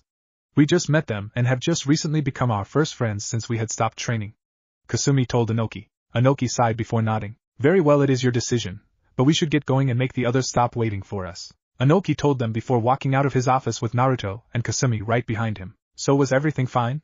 Omoi asked them when they came out of the office. Naruto and Kasumi nodded and smiled, but Yujito's group could see something bothering Naruto and Kasumi. Yeah, let's get going or else the old man will leave us behind, Naruto told them. After he said that, they all then started following the old man as he went towards their new home for the time being. 10 minutes later, the group of children and adults finally arrived at Inoki's living quarters after walking for a while. When they gazed upon the outside of the house, it was 2 stories tall, and was made out of plain and boring rock, much like the rest of the village. It honestly didn't look that big, and they were all wondering how they were going to fit inside. This is the place that you brats will be living until you can get your own place to live. It isn't one of the most extravagant places to live, but it's cozy and it grows on you over time, Inoki told them. They then walked inside the house, and like he said, they were immediately relaxed when they walked in through the door. They looked into the living room and saw that it was larger than it looked outside. In the center, it had a coffee table in front of a fireplace and couches surrounding it. They then looked into the kitchen, and it had large countertops, multiple wooden cabinets with food filling them all, and a propane stove. When everyone finished looking around, they found Inoki sitting on the couch. Your rooms will be upstairs, you can choose any of them except the very first one. My granddaughter is living with me because her father is gone for long periods of time on missions, and it's better for her to live with me due to this, Inoki all informed them. They all nodded their heads and headed upstairs. Everyone chose a room to live in, and they were all designed the same. A queen-sized bed, restroom with a shower, walk-in closet, and a bookcase. They finished looking around upstairs and found Inoki still in the living room. "Thank you again, Tsuchikage-sama, for letting us stay in your house," Naruto said, and everyone nodded. "It's fine, and just call me Inoki. I get called Tsuchikage enough at work. I would rather not get called it at home as well." Inoki told all of them, who smiled in return. He then got up and walked to the coffee table in the middle and picked up some keys before throwing each of them one. "Those are your keys for this house. I still have to head back to the office for the day. I would suggest that you go and take a look around the village to get a feel for it," Inoki told them all before he headed to the front door of the house. He was about to leave before he stopped and looked back towards Naruto and Kasumi. "You guys more than likely don't want the last names Namikaze or Uzumaki. Did you two ever think of a new last name?" Inoki asked them. Naruto and Kasumi smiled in response. "We have been thinking on ever since we started living with our mothers, and we chose the name Amaya." Naruto told the old man, who nodded his head. "Very well, I will put that down when I'm making your village files. I also think that it would be best if we kept your past heritage a secret for a while, don't you agree?" Inoki told them. Naruto and Kasumi nodded their heads in agreement. It wouldn't be good if Kushina and Minato came demanding them back to a village they don't wish to live in. With that taken care of, Inoki left the house, heading back to his office. "Well, I guess we should go look around the village like he told us," Naruto told everyone before they all left the house. They then all separated, going in different directions. Later in the day, it had been a couple hours since everyone had broken off from each other to look around the village. With a little searching, Naruto had found the library, ninja supply stop, and food markets. It was a little boring with the whole entire village being made of stone, but what can you expect? The people were nice whenever he greeted them. It was hundreds of times better than being ignored by everyone in Konoha. Naruto is still walking around observing the village he will now live in. He had a stick of strawberry pocky in his mouth and more in his pocket. He looked towards the sky, which was covered in clouds, showing it might rain later. While he was walking, he came across a park that had people his age playing around. He then noticed a girl that was sitting all by herself on a bench, watching the other kids play with a look of sadness. Wondering what was wrong, he walked up to the girl until he was right beside her. She hadn't seemed to notice him, to focus staring at the kids that were playing in front of her. He then waved a hand in front of her, shocking her from not noticing someone next to her. She turned to the side and Naruto was able to get a good look at her. She was about the same age as she was, had pupilless pink eyes and dark black hair. She's pretty. Just as pretty as Kasumi, Yujuto, Samui, and Karui, now that I think about it, Naruto thought to himself. He was then broken out of his thought when he noticed she was about to ask him something. "Who are you?" the girl asked Naruto, who in return smiled at her before sitting down next to her on the bench. "I'm Naruto Amaya, nice to meet you. What's your name?"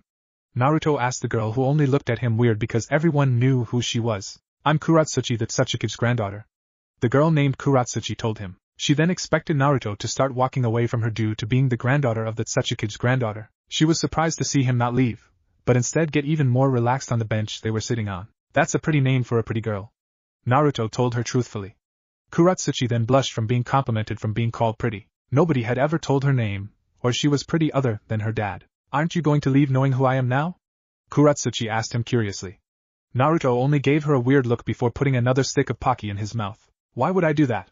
Naruto responded to her. "Everybody tends to avoid me because I am the granddaughter of the Tsuchikage. They think that if something bad happens to me, they will get in trouble. I haven't had any friends for as long as I could remember. Whenever I would play with someone else my age, they would only act like they were having fun, but in reality they just didn't want to get in trouble." Kuratsuchi told Naruto, who frowned before smiling again. "I know how you feel," Naruto told her, making her get slightly mad. "How would you know what I went through? I bet you had friends and people that would love to be around you." Kuratsuchi responded a little heatedly. Naruto just kept smiling, but this time it wasn't as happy. "I have never had any friends either until a couple of days ago. I have a twin sister, and she was in the same boat as me. We were each other's best friends in a place that nobody wanted or needed us. I don't believe that anyone should be alone no matter what," Naruto told Kuratsuchi, shocking her. She then felt sad for saying something before listening more to the boy in front of her. "You never lived here in Iwa before, did you? Where did you live before?" Kuratsuchi asked him. "My sister Kasumi and I used to live in Konoha. We had a family that never needed us or cared for us, so we left. My sister and I met some women who then became our new mothers and loved us with all their hearts. We met some other people recently, and they became our first friends. We all came to Iwa to start a new life and become ninjas of the village," Naruto told her. Kuratsuchi got a little mad at the family that treated Naruto this way, as well as the village of Konoha. When she heard him saying he will join the ninja academy, she got happy. "You're going to join the academy here? I'm already signed up for it, and can't wait for it," Kuratsuchi told him excitedly. Naruto, hearing her joining the academy, got happy as well, smiling even more. "Yup, my sister, new friends, and I are going to join the academy," he told her, still smiling. "I can't wait to start. I'm going to show everyone how awesome I am and kick all their asses," Kuratsuchi told him while pointing towards herself and puffing out her chest. Naruto simply laughed and smiled, making her get angry. What? You don't think that I'm not going to do good while I'm there? She asked him. Naruto had stopped laughing when he saw her mad, but he still kept smiling. I know you're going to do it. I believe you can accomplish a lot of things if you put your all into it. Naruto told her, calming her down. He then stood up from the bench and looked back towards Kuratsuchi. So Kuratsuchi, do you want to be friends? I would love to be your friend if you let me. Naruto told her. She smiled, looking at the ground. This was definitely one of the best days of her life.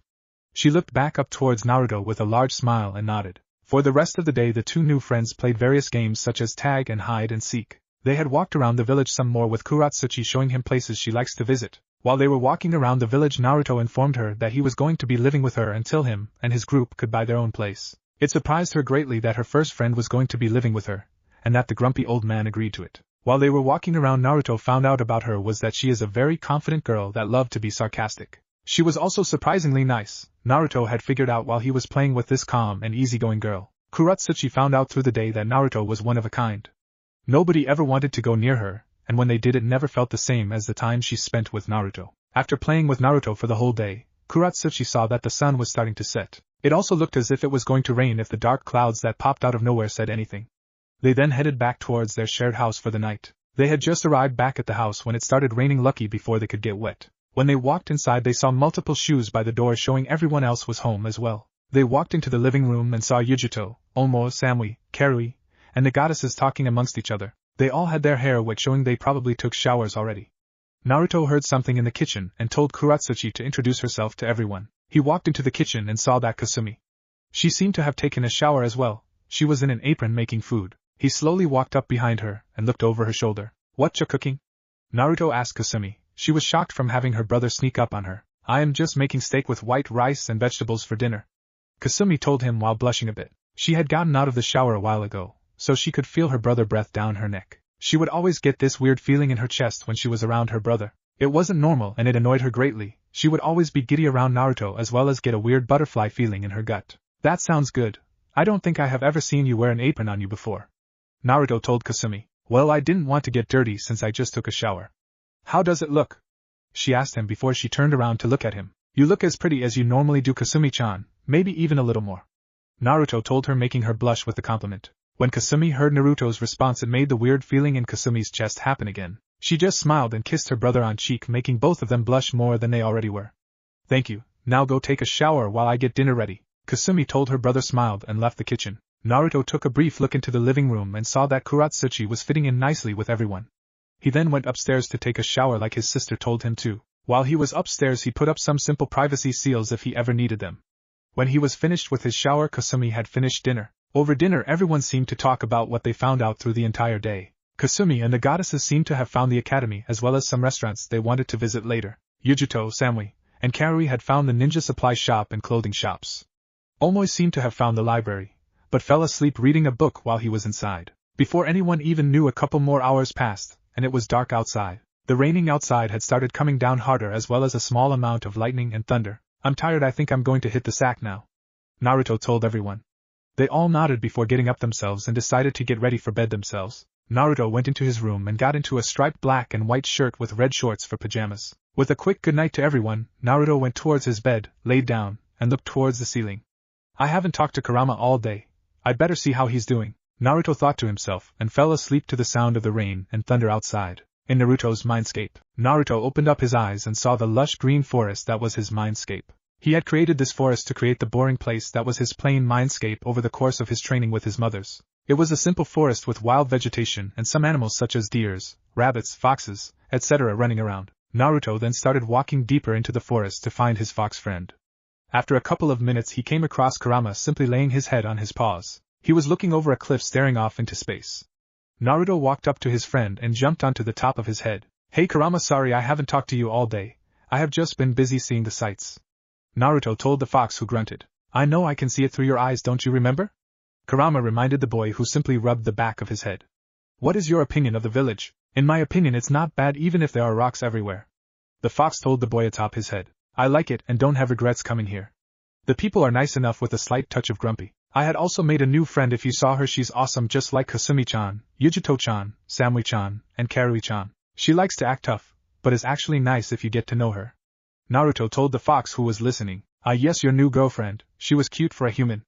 Are you going to add her to your harem of your other girlfriends? I'm not sure that Kasumi and the other girls are going to be happy. Kurama teased the boy that was blushing severely. What the hell are you talking about, you old fox? I don't have a harem and I certainly don't have any girlfriends, even if all of the girls are really pretty, Naruto told the old fox who was laughing in amusement. At least you don't deny that part. Kurama said, chuckling to himself with a grumbling Naruto on top of his head. On to another topic. I can feel 2 more Jinchuriki within the village. Kurama informed the boy on his head. How come you didn't tell me earlier, and are you able to tell which ones they are? Naruto asked the fox. Of course I can tell which of my brothers and sisters are near. I wouldn't be the strongest if I couldn't do such a simple task. The 2 are Son Goku and Koko, the 4 and 5 tails respectively. I didn't tell you earlier so I didn't ruin your play date with your girlfriend, Kurama told Naruto while smirking in amusement. Damn it, Kurama! I said that she isn't my girlfriend. Naruto yelled at the fox who was once again laughing. Whatever, you're just denying yourself, Kurama said before continuing, but we really should go and see them soon. I'm sure that you wouldn't mind meeting more Jinchuriki in the process. Kurama told the boy who nodded his head in agreement. Yeah, I wouldn't mind looking for them tomorrow. I don't have anything planned, Naruto told the fox. Kurama then felt someone in the real world at Naruto's door. It looks like we have a plan then. It seems that you have a visitor in the real world. You should go check while I go back to sleep, Kurama told Naruto, who was confused who was by his room. Okay, I'll talk to you later, Kurama, good night, Naruto told his friend before he faded out of his mindscape, leaving the fox by himself. Outside Naruto's mindscape, Naruto woke up to the sound of someone knocking on his door. The rain from earlier was coming down much harder now, with thunder and lightning flashing outside. It was a little difficult to hear the knocking on the door over the noise outside. And Naruto-kun! Kuratsuchi exclaimed in fear, as lightning struck, making a huge thunderclap. Hey, are you still awake? Kuratsuchi asked. She was hugging herself as more thunder struck outside. She listened for a second to try and search for a noise inside the room, getting nothing but silence in return. I knew he already went to sleep, Kuratsuchi thought to herself sadly. She started to walk away, right when the door opened. Kuratsuchi-chan?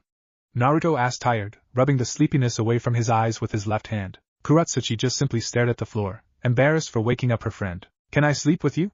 I'm afraid of the thunderstorms. I was starting to get over it, but this one is bad, Kuratsuchi told Naruto. She had put her head into his chest. She was shaking, and would flinch every time the lightning and thunder struck outside. Naruto simply smiled and put his arms around her petite frame. She slightly relaxed into his arms, but would still flinch. Wow, who would have thought the girl who wanted to be the best in the academy is scared of thunderstorms?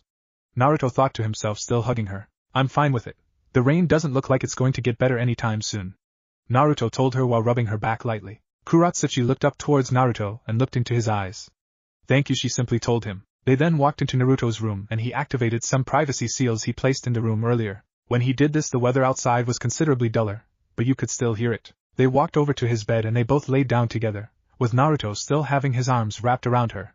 He started running his hands through her short black hair. She slowly curled up against Naruto, still flinching from the sounds outside. Good night, Kuro-chan, Naruto told her, making her blush from the nickname. Good night, Naruto-kun. She responded, yawning, and fell asleep in Naruto's arms. Naruto smiled softly, seeing her sleep cutely. He soon fell asleep as well, listening to the rain outside. The next morning, Naruto woke up in his bed as the morning rays shined in through his curtains. Naruto then smiled as he remembered yesterday and all the things he did when he got into his new village.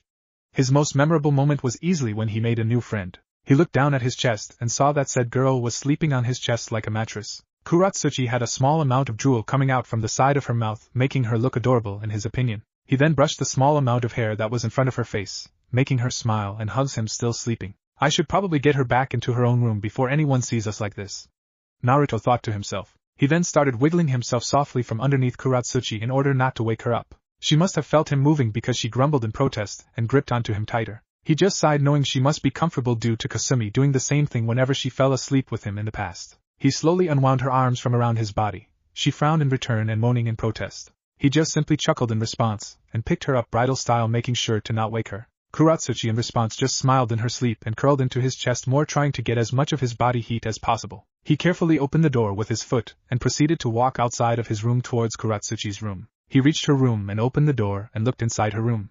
The room was certainly more furnished than his room.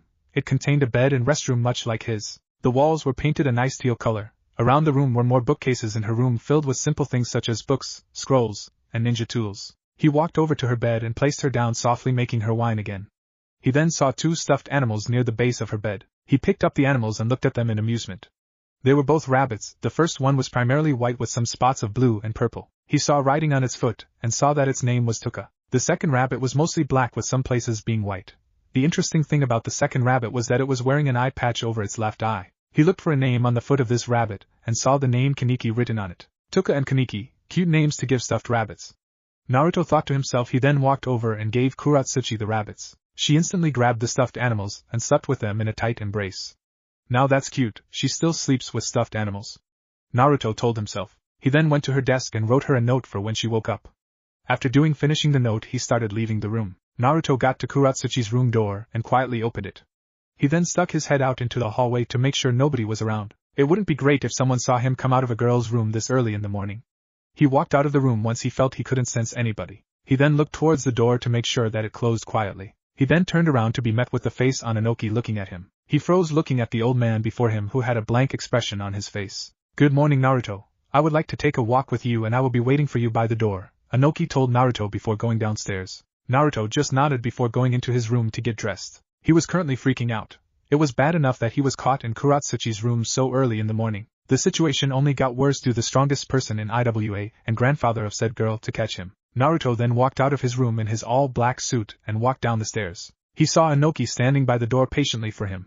Naruto couldn't read the blank expression on Inoki's face, worrying him more. He then stood beside Inoki. The old man simply just looked at him and proceeded to open the door, then float outside. As they were walking outside, various people that inhabited the village would bow towards Inoki or greet Naruto if they met him yesterday. The ground was muddy and the air was humid due to all the rain from the night before. By what Naruto could tell, they were currently walking towards the Tsuchikage Tower, but were walking through various places such as the food markets to get there. After about 10 minutes of walking, they finally arrived at the tower and were currently looking over the top of the village from the top of said tower. Inoki finally looked at Naruto, making him gulp before looking back at the village. I love my village and will do anything in my power to keep it in a state of peace.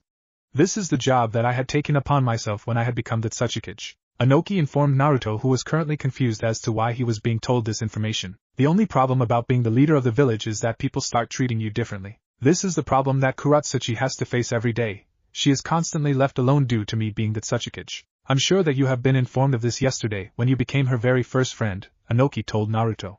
He finally understood what the old man was trying to say. I may not show it much, but I care for Kuratsuchi and only want the best for her.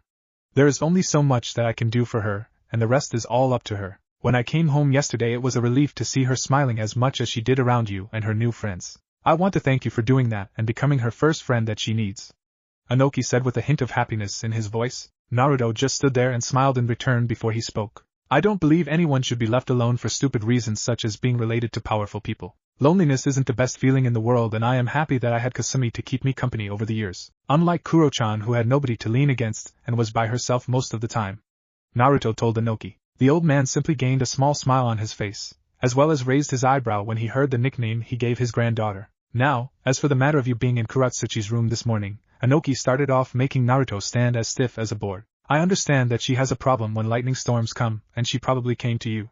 I'm glad she can do that with you after such a small amount of time. If I find out that you hurt her, I will show you the power I have that lets me be the Sandaime Tsuchikage, Inoki threatened Naruto. Naruto was still scared, but he still turned to face the old man. Of course, Tsuchikage-sama, I would never hurt Kuro-chan. I will always take care of all my friends to the best of my ability, even if I am young, but that just tells me I have many years to get stronger, Naruto said in return. Inoki looked at the boy's face and saw the amount of determination in the young boy's eyes. It surprised him to see the amount of passion in those azure and violet eyes. I will hold that to you, Naruto. Now if you would excuse me, I have work to complete today, Inoki told him before he went into the tower and worked for the day. Naruto just stood there looking over the village, taking in the view that the tower allowed him to see of the rock village. I'm glad that Kasumi and I chose to this village. I have no regrets and I never will about our decision, Naruto told himself. He then felt some movement inside his mind and knew that a certain fox was awake. I believe that we plan to look for my siblings today. I can sense both of them right next to each other in the northern part of the village, Kurama reminded him while yawning. All right, let's go meet some fellow Jinchuriki, Kurama, Naruto responded to the fox. He looked over the village that was bathed in the morning light from the sun. After a couple of minutes, he then jumped off the top of the tower and landed on a nearby building and started running towards the signatures. Back at the house, Kuratsuchi had barely started to wake up to start doing her morning routines. She opened her eyes expecting to be in her best friend's room, but she found herself in her own room, hugging her two rabbits. She looked at the clock on her nightstand, which was next to her bed, seeing that it read 8:30. Was last night just a dream? She asked herself, a little disappointed. It felt so warm and safe in his arms, she said, and got a little blush before shaking her head. Sigh, in the end it was only my imagination, Kuratsuchi said to nobody. She then went to the restroom to start her daily routine. After finishing in the bathroom she then got dressed. She wore a simple red shirt with a rabbit printed on it, and some black shorts. When she started to leave her room, out of the corner of her eye was a note on her dresser. She picked it up and started to read it. Hey Kuro-chan, I hope that you're feeling better after last night.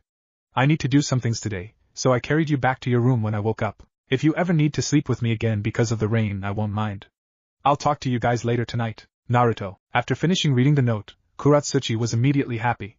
So it wasn't a dream, she told herself. With a now much happier mindset than earlier, she then headed downstairs to meet everyone.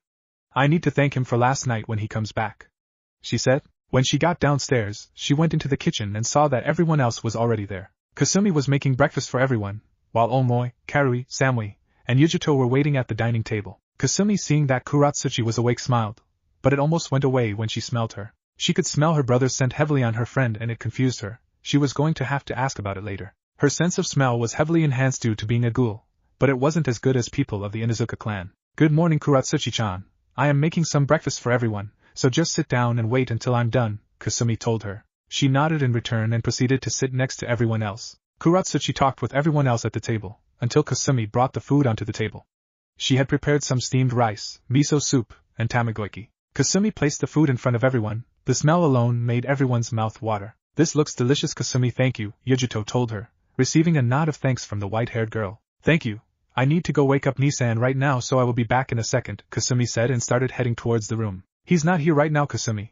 He said he had some things he had to finish today and left early, Kuratsuchi told her, and making Kasumi stop and turn around with a confused expression on her face. I was going to thank him for helping me with something last night, and he left a note, Kuratsuchi told her. Kasumi then extended her senses in the house and couldn't feel her twin. I wonder where Naruto went, but I'm sure that it was somewhat important if he left early, Omoi said, still looking at the food. I can feel his chakra thanks to the Nibi. He seems to be heading north in the village, Yujito informed them. Maybe if you eat fast enough, kitten, you can catch up to him and claim him as your mate by having hot passionate SE, was all that Matatabi got to say before she was cut off. Shut up, Matatabi. I'm too young for that, Yujito scolded her Bijou, but now having a blush on her face. Well, there is nothing that we can do about it now, but can we please start eating now?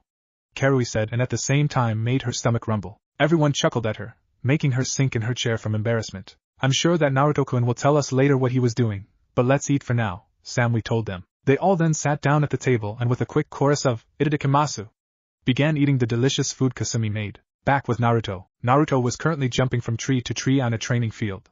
It seems just like Konoha, each village had specialized training grounds for different situation. After jumping for a couple of more minutes, he landed on a tree and saw two men on the ground looking at each other. Naruto tried suppressing his chakra level down so they won't notice him, but they could probably still feel him. They have more experience than him, and they can more than likely sense Kurama.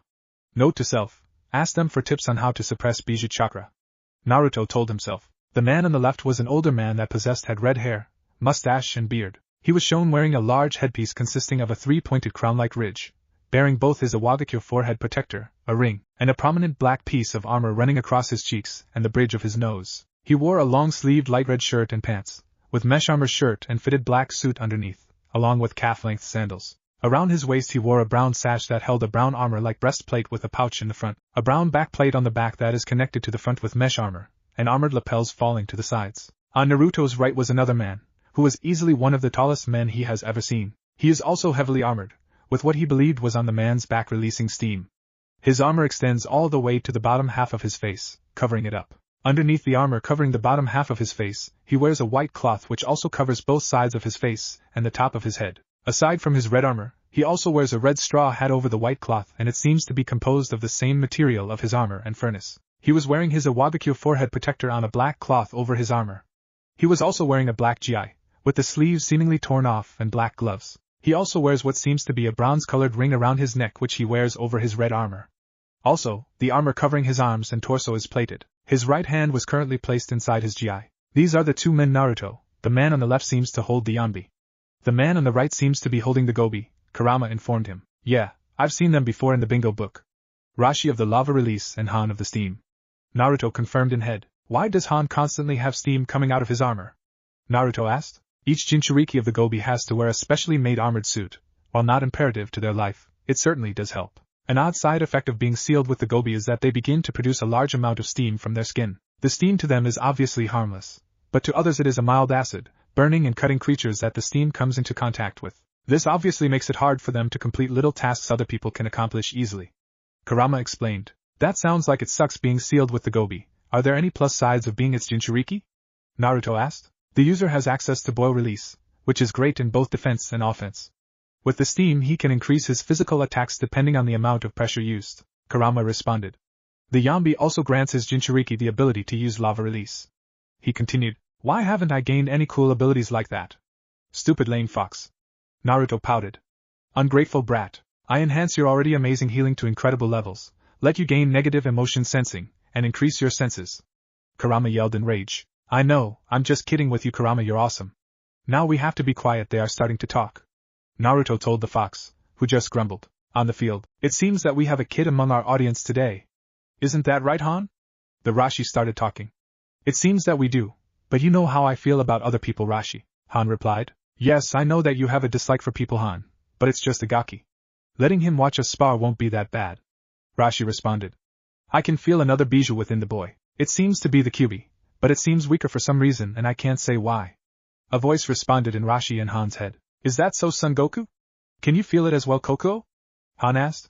Yes, but like Son Goku said, it feels weaker than what the Kyuubi should be. She responded. He also seems to be suppressing his chakra. He should know at his level we will more than likely sense him.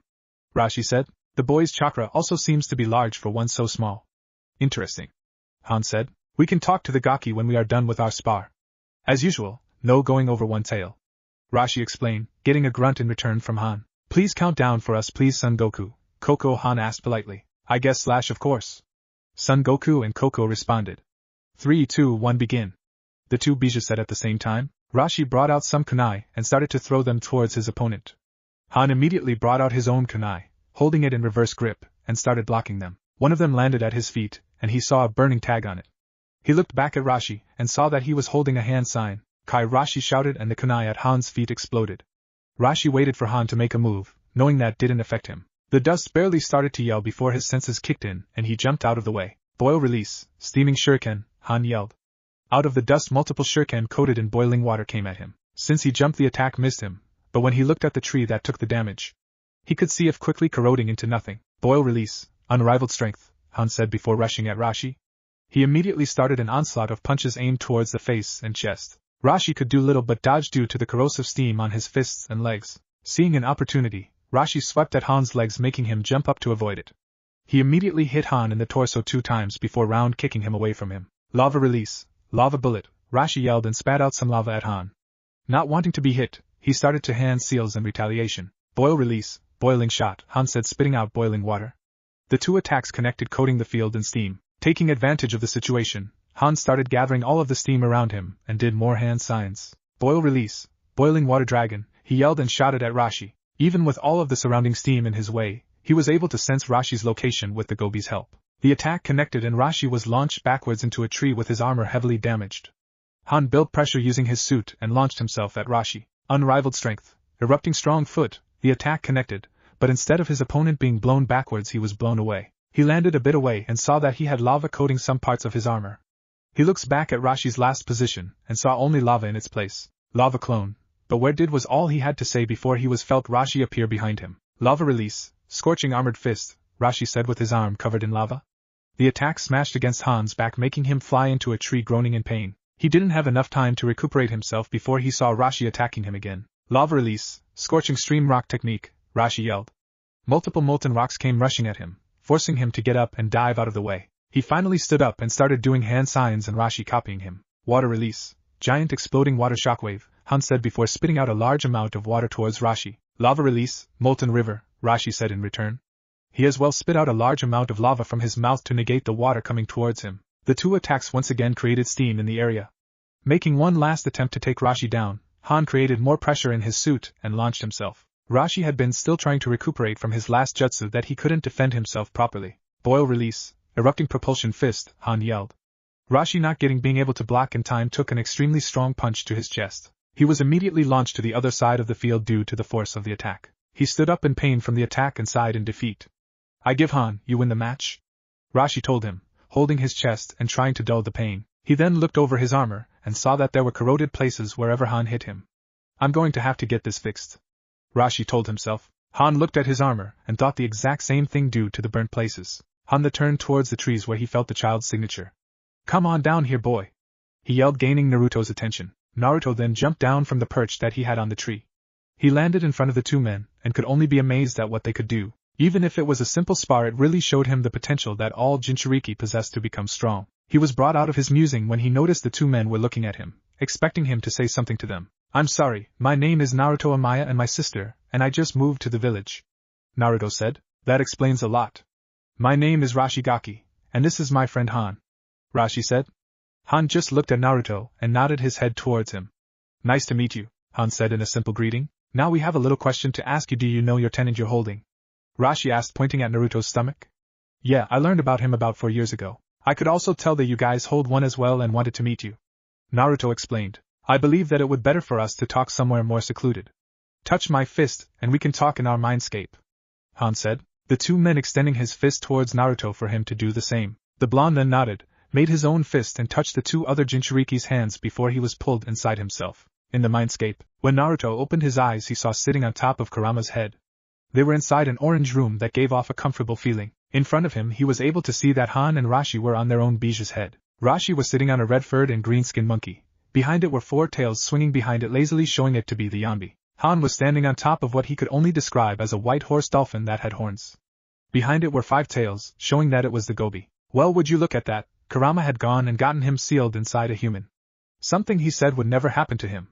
The Yambi laughed. Kurama only growled at the stupid monkey that was in front of him. You best shut your mouth, Son Goku, or I will show you why I was always the strongest out of us, Kurama warned his sibling. The monkey simply stopped laughing, but you could still see the large smirk he held on his face. Can you two please stop fighting with each other already? This always happens whenever we meet, Koko asked politely. Her brothers can be really annoying, but at least it isn't as bad as when Shikaku argues with Kurama. You can't say anything, Koko, you and Matatabi always fight when you meet, Kurama teased towards his sister. That's because Matatabi has no self-control over herself, and it annoys me immensely. She has got to be one of the biggest perverts in our family. It is unfitting of a woman, and she doesn't care. Koko yelled in defense, but they were right, she was being a hypocrite. It wasn't her fault that her sister was a major pervert. Well, you should be happy that you are going to meet her soon again. Naruto brought Matatabi's Jinchuriki along with him, and now is staying in the village, Kurama told his sister, who only lowered her head in defeat. She really did not want to deal with Matatabi. Yay me, Koko responded. We also wanted to talk about that. It seems that you already have ninja training. If you just recently arrived, then where did you come from before? Han asked. He then saw the hate in Naruto's eyes immediately. This was going to take a while. Naruto then told them about what had happened in his life in the village in Konoha. Going all the way from Kasumi and his neglect and finding 2 new mothers. The 4 years of training that he and his sister went through in order to become stronger. His meeting with Yujito and her group, and lastly joining his new village IWA. Rashi and Han were certainly not thrilled when they were listening to Naruto's story. They had been told that the Yondaime Hokage was a man that loved his family and village more than anything. It seems that was a lie if he was willing to leave 2 children to take care of themselves. The same could be said for Koko and Son Goku as well. They were livid when they were told the reason that Naruto and Kasumi were ignored. Just because Minato felt it was more important to take care of the 2 unstable Jinchuriki children. This was the reason that they loathed humanity. They were used for other people's self-interest, and it usually affected others because of it. Well, that clears up a lot of things. It also explains why the Yondaime has been acting so weird for the past couple of years. He was trying to cover up that his 2 children left the village due to his neglectance. It wouldn't look good for the village or for him, so he's trying to keep it under wraps. Rashi explained. You poor child, it must have been horrible being by yourself. I'm glad that you and your sister found a new family and friends, Koko told Naruto sympathetically. Naruto only nodded his head. He wouldn't know what would have happened if he didn't have his sister and mothers to help him along the way. So that's why Kurama's chakra felt so different. It was inside Naruto and Narumi. Are you going to take it back in the future? Son Goku asked. Yup, when I find a good enough opportunity to gain Kurama's chakra back, I will do it, Naruto told him. We welcome you to the village of Awagakure, Naruto, and I wish that you enjoy the village, Han told him. Thank you, Han. I will try and bring along Yujito-chan along with me next time so that you can meet her as well, Naruto said in return. I really am not looking forward to meeting her again, Koko said, making her brothers laugh. The air started to distort around them before Naruto felt they were going to back into the real world, outside of Mindscape. When Naruto opened his eyes again, he saw that it was getting really dark outside. Man, we must have been in the Mindscape all day if it's already almost night time, Naruto told himself. Indeed, we have been talking ever since noon, and it's a little bit after 7 o'clock. Koko said in his head, surprising him. Han and Rashi chuckled at the boy when he heard Koko pop in his head. When a Jinchuriki makes a mental connection with another, then they can talk to each other mentally within a certain distance between one another. Rashi explained. Naruto nodded his head and thought of how useful it would be in the future. Oh, okay, well, that's useful. I'll see you all later. Kasumi is going to be mad if I don't get home soon, he told them before jumping towards Inoki's house. What an interesting boy, wouldn't you agree, Rashi? Han asked his friend. Rashi just kept watching Naruto as he went back towards the village. He certainly is, Han, Rashi responded. Back at the house, the girls of the household were all sitting in the backyard of their home on a blanket, staring at the night sky that was holding the stars. It was peaceful for them, with a slight breeze and cool temperature. They could just stay out there all night long looking at the stars. Kasumi was looking at Kuratsuchi, wondering what her brother had helped her with. She knew that it wasn't any of her business, but she just couldn't help herself. It had been bothering her immensely, and she just couldn't figure out why. Maybe it had to do with Kuratsuchi smelling like her brother. Hey Kuratsuchi-chan, what did my brother help with yesterday? You really wanted to find him this morning, but he had already left the house. Kasumi asked the girl in question. When asked, Kuratsuchi immediately started to blush, making all the girls raise their eyebrows at her. It was nothing, he just helped me with something small, and it helped a lot. She quickly said. Well, it couldn't have been that small if you don't want to tell us about it. The blush on your face is also getting bigger, making you look funny. Karui said, smirking. Kuratsuchi just got even more flustered before turning her head away from them. They immediately started laughing at the poor girl. Fine, I'll tell you. Just stop laughing at me. It's embarrassing enough as it is. They mumbled out. The other girls immediately settled down and started looking at her intently. I have always been scared of rainstorms. I'm sure that you all heard the one from last night, and it was big. She told them. They just started chuckling at her in amusement. They soon stopped when they saw that she was being serious. I'm sorry, that was uncool of us, you can continue. Samly told her. I guess that I would always go to my dad whenever I was scared and I would feel better. Since he wasn't here, I went to the first friend that I had made yesterday. Naruto let me sleep with him, and I haven't slept that good in a long time. He just made all of the loud sounds go away when I laid next to him, and really wanted to thank him for doing that for me. Even though he didn't have to.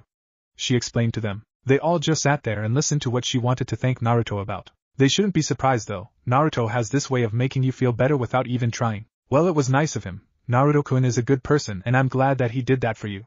Yujito said, smiling at her. Naruto and I really is a nice person, isn't he?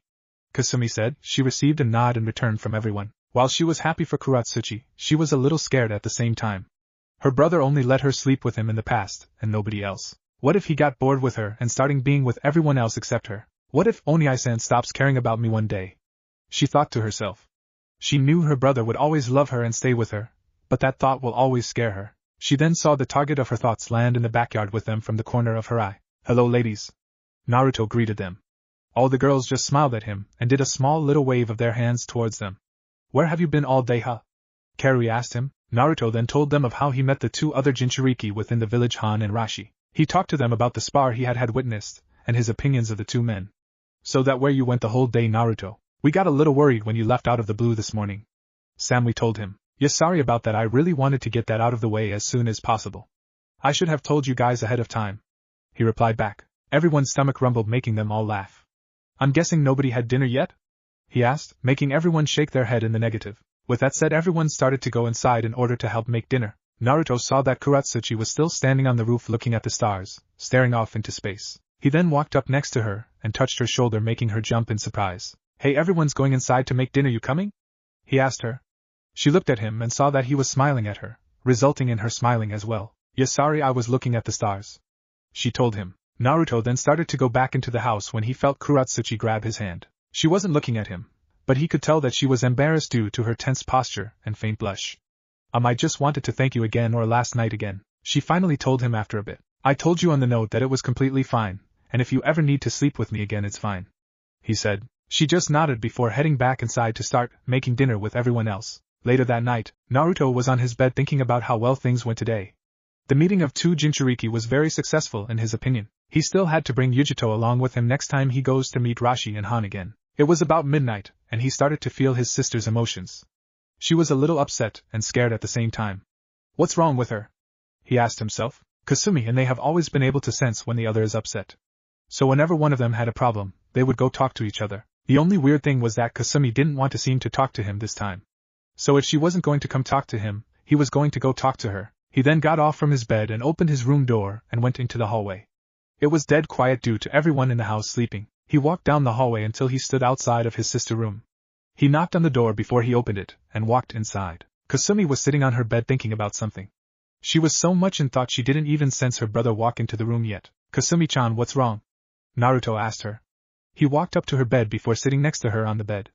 Kasumi looked at her brother before laying her head on him. "Oni-san, you aren't ever going to leave me, right?" she asked.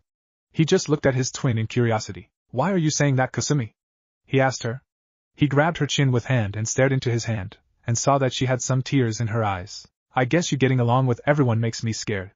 That one day you will be with them more and forget about me," she told him. He simply wrapped his arms around her, and she put her head on his shoulder. She wouldn't know what to do if her brother ever left her. After a couple of minutes he pulled back and saw that the tears in her eyes were gone. He then grabbed her hand and interlaced their fingers together. "Kasumi, do you remember the promise that I told you all those years ago?" he asked her. When Naruto said this to her, a memory appeared that she remembered clearly. "I completely forgot about that day," she said to herself. She just closed her eyes and remembered that day where he promised to always stay with her. Flashback. Those eyes kept staring down at her. She couldn't understand. Why did they always look at her like that? With anger and loathing. She did nothing to deserve the stares she was receiving. She was a good girl. Her brother always said so. So why did the people always look at her like they didn't care for her or she was just a problem to them? Then she remembered the situation that she was in. She started looking around herself in desperation. Her brother wasn't by her side. The hand that always held his was cold. So very cold. She had been distracted by a traveling merchant who was selling cute animals. She saw the rabbits and went to look at them in awe. When she got back into her senses, she couldn't find her brother wherever she looked. "Oni-chan?" she said to herself. They were going to play at the park today. She was so excited she started dragging her brother immediately after breakfast. She should have known better than to try and rush through the business and food market. Now, she was lost and alone without her brother. "Oni-chan?" Tears started to appear in her eyes. She began to rub at them stubbornly. She would not cry, never in front of all these mean people. But it was so hard. All she wanted was to hide from all the looks that everyone was giving her, and crawl underneath the safety of her bed. "Where did you go, Oni-chan?" Her brother had always been by her side for as long as she could remember. Her parents did care for them, and look at her the same way as all these people. They didn't care about her and looked at her like a nuisance in their eyes. He was the best brother in the whole entire world. He always made her smile, and did everything within his power to make sure that she was happy, playing with her when she asked, holding her hand, brushing her hair. She couldn't think of a moment when she wasn't beside his twin. But now, alone and scared, she tried calling for the only person that cared for her in this village. Her brother was kind and strong. She barely noticed that he had been distracting her from the stares that the people would give them, keeping her attention on something else whenever they were outside. He was always her protector, her warmth, and she couldn't find him. She cried, sliding downwards against the wall, hugging herself, trying to recreate the warmth her brother brought her. Some concerned looks were thrown her way, but the majority of the people kept walking without looking back. They didn't feel like wasting time to deal with someone like her. "Kasumi!" She looked up in shock and happiness when she saw her brother running towards her. She cried out as he came within arm's reach, her hand stretched towards him immediately. He then hugged her tightly, whispering soothing words that made her feel better. He ignored the stares he was receiving against his back. He glared away the curious people that started to get close to them. She hugged him with all her might, making the grief go away. She felt warm in his arms. She felt safe once again, protected and loved. "I'm sorry, Kasumi," he whispered to her. She shook her head that was resting on his shoulder. "I was scared, Oni-chan.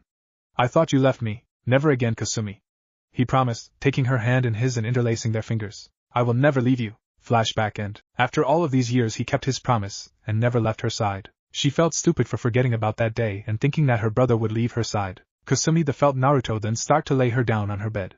The sleep was starting to catch up to her, making the soft bed seem so inviting. When she thought he was going to leave the room, he laid right next to her. "I think it would be better if I slept with you tonight, wouldn't you agree as well?" he asked her with a smile. She just nodded her head and wrapped her arms around him. "I love you, Oni-chan, good night," she whispered to him. She felt her heart speed up when speaking these words. She always said it to him when they were younger, so why was she acting like this? "I really need to ask Ka-chan," she told herself. "I love you too, Kasumi-chan, good night," he whispered back. His heart was also beating faster, much like his sister's. It still annoyed him that he couldn't figure it out. "It feels like when talked to the other girls," he told himself. Curse his mothers for not telling him what the feeling was. He just had to figure it out later because he was tired from today's activities. He just pulled his sister closer to his chest and heard her snore. He soon succumbed to the calm atmosphere and fell asleep as well. The two twins just laid there on the bed, warming each other as they slept the night away. Jiraiya was well known for being one of Konoha Gakure's legendary sannin. He was part of the same team as the legendary medic Tsunade Senju and missing Nin Orochimaru. The team had gone through many things in their lives in order to become as famous as they were, but the person that gave them their name was Hanzo the Salamander. He was known as the Toad Sage because of his special affinity for toads as well as holding the toad summoning contract, along with being one of the strongest ninja that Konoha has ever produced. He was also the sensei for the current Yandame Hokage, Minato Namikaze. Famed as a hermit and a pervert of stupendous skill, Jiraiya traveled the world in search of knowledge that would help his friends, the various novels he wrote, and the world in its entirety. Most of his time was either spent time as a master spy for his home village or gathering material for his famed series Ika Ika, a pervert novel that has been the bane of many women's existence ever since the first book of the series had been published. Jiraiya was a tall man with waist-length, spiky white hair usually tied back into a ponytail, with 2 shoulder-length bangs that framed both sides of his face. He also had red lines that ran down from his eyes and wore a horned forehead protector with the kanji for oil. Jiraiya wore a green short shirt kimono and matching pants, under which he wore mesh armor that showed out of the sleeves and legs of his outfit. His outfit was completed with handguards, a simple black belt, wooden sandals, a red haori with 2 simple yellow circles on each side, and a scroll on his back. After about 2 years he was finally returning to the village hidden in the leaves. He had been away taking away care of his spy network, as well as his next book in the Ika Ika series. He had received a message from his student that asked if he could come home at his earliest convenience. He wasn't able to respond immediately due to the fact he was trying to gain some information on a new mercenary group that recently popped up. While they didn't seem to be a problem at the moment, it would always be good to keep tabs on the group just in case. Currently Jiraiya was in the Hokage Tower, standing over his student whom he had just punched in the jaw. "What the hell were you thinking?" he yelled at his student. Minato could only look away and rub the jaw that was already starting to bruise. "I can understand if you forgot a child's birthday, but completely forgetting them on a daily basis. There is no excuse for the decisions that you and your wife made," he yelled at his student. Kushina was just sitting over to the side and let her tears falling from her eyes while her body shook. She couldn't look at the person she considered her father figure due to the hurtful truth he was saying. "And you, Kushina? This is also your fault at the same time. Both you and Minato were orphans, so you should know what it feels like to not have a parent's love, so why would you do the same thing to your child?" He directed towards her. "What do you think that Mito or Tsunade would think of you if they heard of this?" He started yelling at her. Kushina just increased the amount of shaking and she started sobbing now. Tsunade and him had both become their parental figures for their life. Jiraiya had believed that he taught the 2 of them well, but apparently not if they could forget their first 2 children, causing the twins to run away. While he may have never spent much time with Naruto and Kasumi, he did care for them nonetheless. He was also slightly blaming himself because he had also spent most of his time with Minato and Kushina's other 2 kids. Jiraiya could only growl as he looked at his student on the floor. The once vibrant and spiky blonde hair seemed to slightly droop and lose its luster and bright color. His skin had started to lose its tan and started to slightly pale. His eyes seemed to lose its color as well, becoming a dull blue. Kushina wasn't in that all much of better shape. She seemed to have lost some weight from staying inside being inactive. Her vibrant red hair wasn't as beautiful as it normally was. She had tear stains on her face due to the crying she had been doing since he arrived. "I couldn't just send a missing report for my eldest children, sensei. Do you know how bad it would be if someone asked them why they ran away, and they told them the reason why they did?"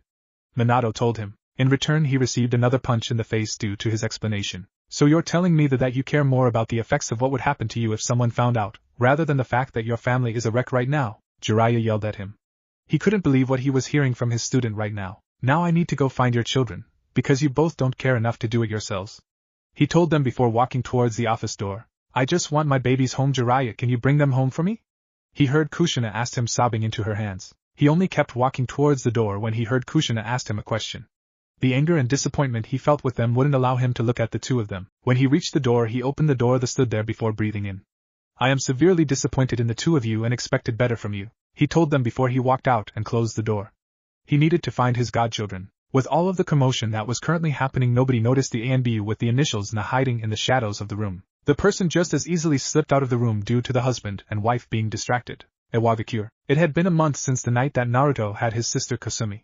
Since that time she seemed to be slightly clingier and hung around him more often. He had slept with Kuratsuchi a couple more times, but it was more for sleeping purposes. It was a lot easier for both of them to sleep together than when they were separate. Another thing that he was luckily able to accomplish was taking Yujito to go meet Han and Rashi. Everything had been going great until they all went into a collective mindscape so that everyone could talk easier. He was happy that Son Goku had given them a large boulder to hide behind. He still couldn't believe that the nice and sweet Coco could be that scary when she was pissed off at Matatabi. Right now we could find Naruto and everyone else walking in the town towards the Ninja Academy. Today was officially the first day that all of them would start learning to become ninjas of their village. All of them were excited for their first day of class. Well, most of them. Kuratsuchi had received a letter from her dad about a week ago that he wouldn't be able to take her to the academy for her first day. Something had gone wrong in his current mission, causing the mission to be extended longer than what was planned. She had been disappointed ever since she had read that letter because he promised to take her on her first day. All of them were walking next to each other talking, but she wasn't as active in the conversation as everyone else, which they noticed. I'm sure it's going to be fine, Kuratsuchi-chan. Things like this happen, and he did say he was sorry, Kasumi told her. Kuratsuchi turned her head to look toward her friend. She gave her a small smile, but released a sad sigh after a bit. I know her said that, but it's still disappointing that he won't be able to make it.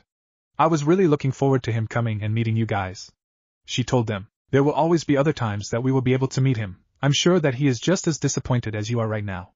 Samui said to her. Yeah, you're right. I guess it's nothing to worry about for now, so let's just get going, she told all of them. After she said that, they all finally started heading their way towards the academy. They arrived after about 10 minutes of walking and arrived in front of the academy. It seemed like other people were excited to start the first day due to the fact there were other families that arrived before them. The academy was large and was made up of several buildings that were all connected to one another. As usual, the buildings are all made up of rock like the rest of the village. An added bonus feature is the various trees that are planted around the school to make it more visually appealing. Oniai-chan, doesn't it look exactly like Konoha's academy? Kasumi asked her brother. Yes, it actually does. The only difference that I can see is that there are more rocks and less trees, he responded back. With that said, they all began to walk up the school, passing all of the other families along the way. As they were walking there, they began to get a little annoyed from people moving out of their way because of Kuratsuchi. Man, this is starting to get annoying. I don't understand how you can deal with being avoided for most of your life, Oma said. The girl in question just shrugged her shoulders and releases a sigh. I honestly don't know. I guess in my mind if I ignored them then it wouldn't hurt as much to be avoided. But that didn't work out all that much, she told them. Everyone just nodded their heads and walked inside the doors to the academy. Instead of being rock like they thought, the inside of the building was actually made of wood. After finding the correct room, that all entered it and looked around inside. The classroom was large and had a large ceiling which helped accommodate everything inside of it. In the front of the classroom there was a blackboard. Resting in front of that was a podium for the teacher to use. The desks for the student to use were made in different rows that went upwards, so that the teacher could see all of the students. After their quick overview of the classroom, the friends all sat next to one another. We still have a while until class starts. Wake me up when the teacher gets here, Omoy asked them before putting his head down on the desk for a quick nap. Lazy ass, Karui said towards her friends before looking towards everyone else. What do you think that we are going to be doing today? She asked them. It shouldn't be anything special today. It is orientation day, so they will probably get everything situated to start the year, Yujito told her. With that said, they all began to talk among themselves for the rest of the time. Around 20 minutes later, the teacher finally came into the classroom, and the classroom full of people went quiet. He walked over to the podium and cleared his throat before he started talking. Good morning everyone, my name is Arata Fujikawa. I will be one of the many teachers you will have throughout your time here, the teacher told them. I will start doing attendance, so raise your hands and say here when I call your name. After he said this, he started going down his list of names until he got everyone on the list. Okay, since everybody is here, let's begin class. Who can tell me what chakra is? The teacher asked the class. After school, who the hell gives homework on the first day of class? Both Kuratsuchi and Karui groaned to nobody. The rest of their friends just chuckled at the simple that they were complaining about. Their homework was to simple write a summary of the basics of chakra, which everyone else in the class finished except the two girls due to them complaining to having work. If you hadn't been complaining in class the whole time on how it was boring, then you wouldn't have to worry about it right now, Samui told them. In response, the two girls only grumbled even more for no reason. Well, I don't feel like doing work right now, so I'm going to go for a walk. Does anybody want to come with me? Karui asked them. Everyone except Naruto shook their head in the negative, saying they had other things to do. Well, I don't have anything to do, so I guess I'll go with you, Naruto told her. With everything settled, everyone parted to do various things. Naruto and Karui walked around the village talking around random things and looking at the different things various vendors were selling. I don't think that I asked you yet, but what do you think of living in IWA? Naruto asked Karui. A light smile crawled onto her face before she turned her head to the side to talk back to him. I guess you could say I'm slightly homesick, but living here is certainly better than dealing with all the junk we had to on a daily basis, she told him. They just began to walk in silence again until Karui suddenly stopped and looked inside a store window. Naruto stopped and looked inside the window as well and looked at what she was staring towards. It was a brand new katana that was on display in a weapon shop. It was 25 inches long, a long white grip that had red diamond patterns on the sides and a squared guard. He turned towards Karui, who still had her eyes planted on the katana, admiration in her eyes for the weapon before her. It looks so pretty, Naruto heard her say. He chuckled to himself, and she didn't seem to hear him, as if she was in her own little world. You really like swords, don't you, Karui? Naruto asked her. Karui was broken out of her trance and turned towards her friend, rubbing the back of her head with an abashed expression on her face. Sorry, I don't know why, but I have always wanted to get a sword and learn how to fight with it, she told Naruto, looking back at the sword. Naruto just continued to smile at the girl's enthusiasm with the weapon before gaining a thoughtful expression. Karui looked at him weird before she saw him nod and look back at her. I may not be the best in the art of Kenjutsu, being only around Chunin rank with it. If you want, I can teach you, if you want how to use a sword, he told her. Karui couldn't speak for a bit due to the surprised request, but after a couple of seconds her face became excited and hopeful. Really? You'll really teach me how to use a sword? She asked him, her whole form shaking with excitement. Of course, you're my friend, and if one of the things you want to do is to learn Kenjutsu, I would be glad to help you, he told her, before he was grabbed into a tight hug. Even with his increased amazing resistance to damage, it was beginning to hurt from how much she was squeezing him. Thank you? Thank you? Thank you?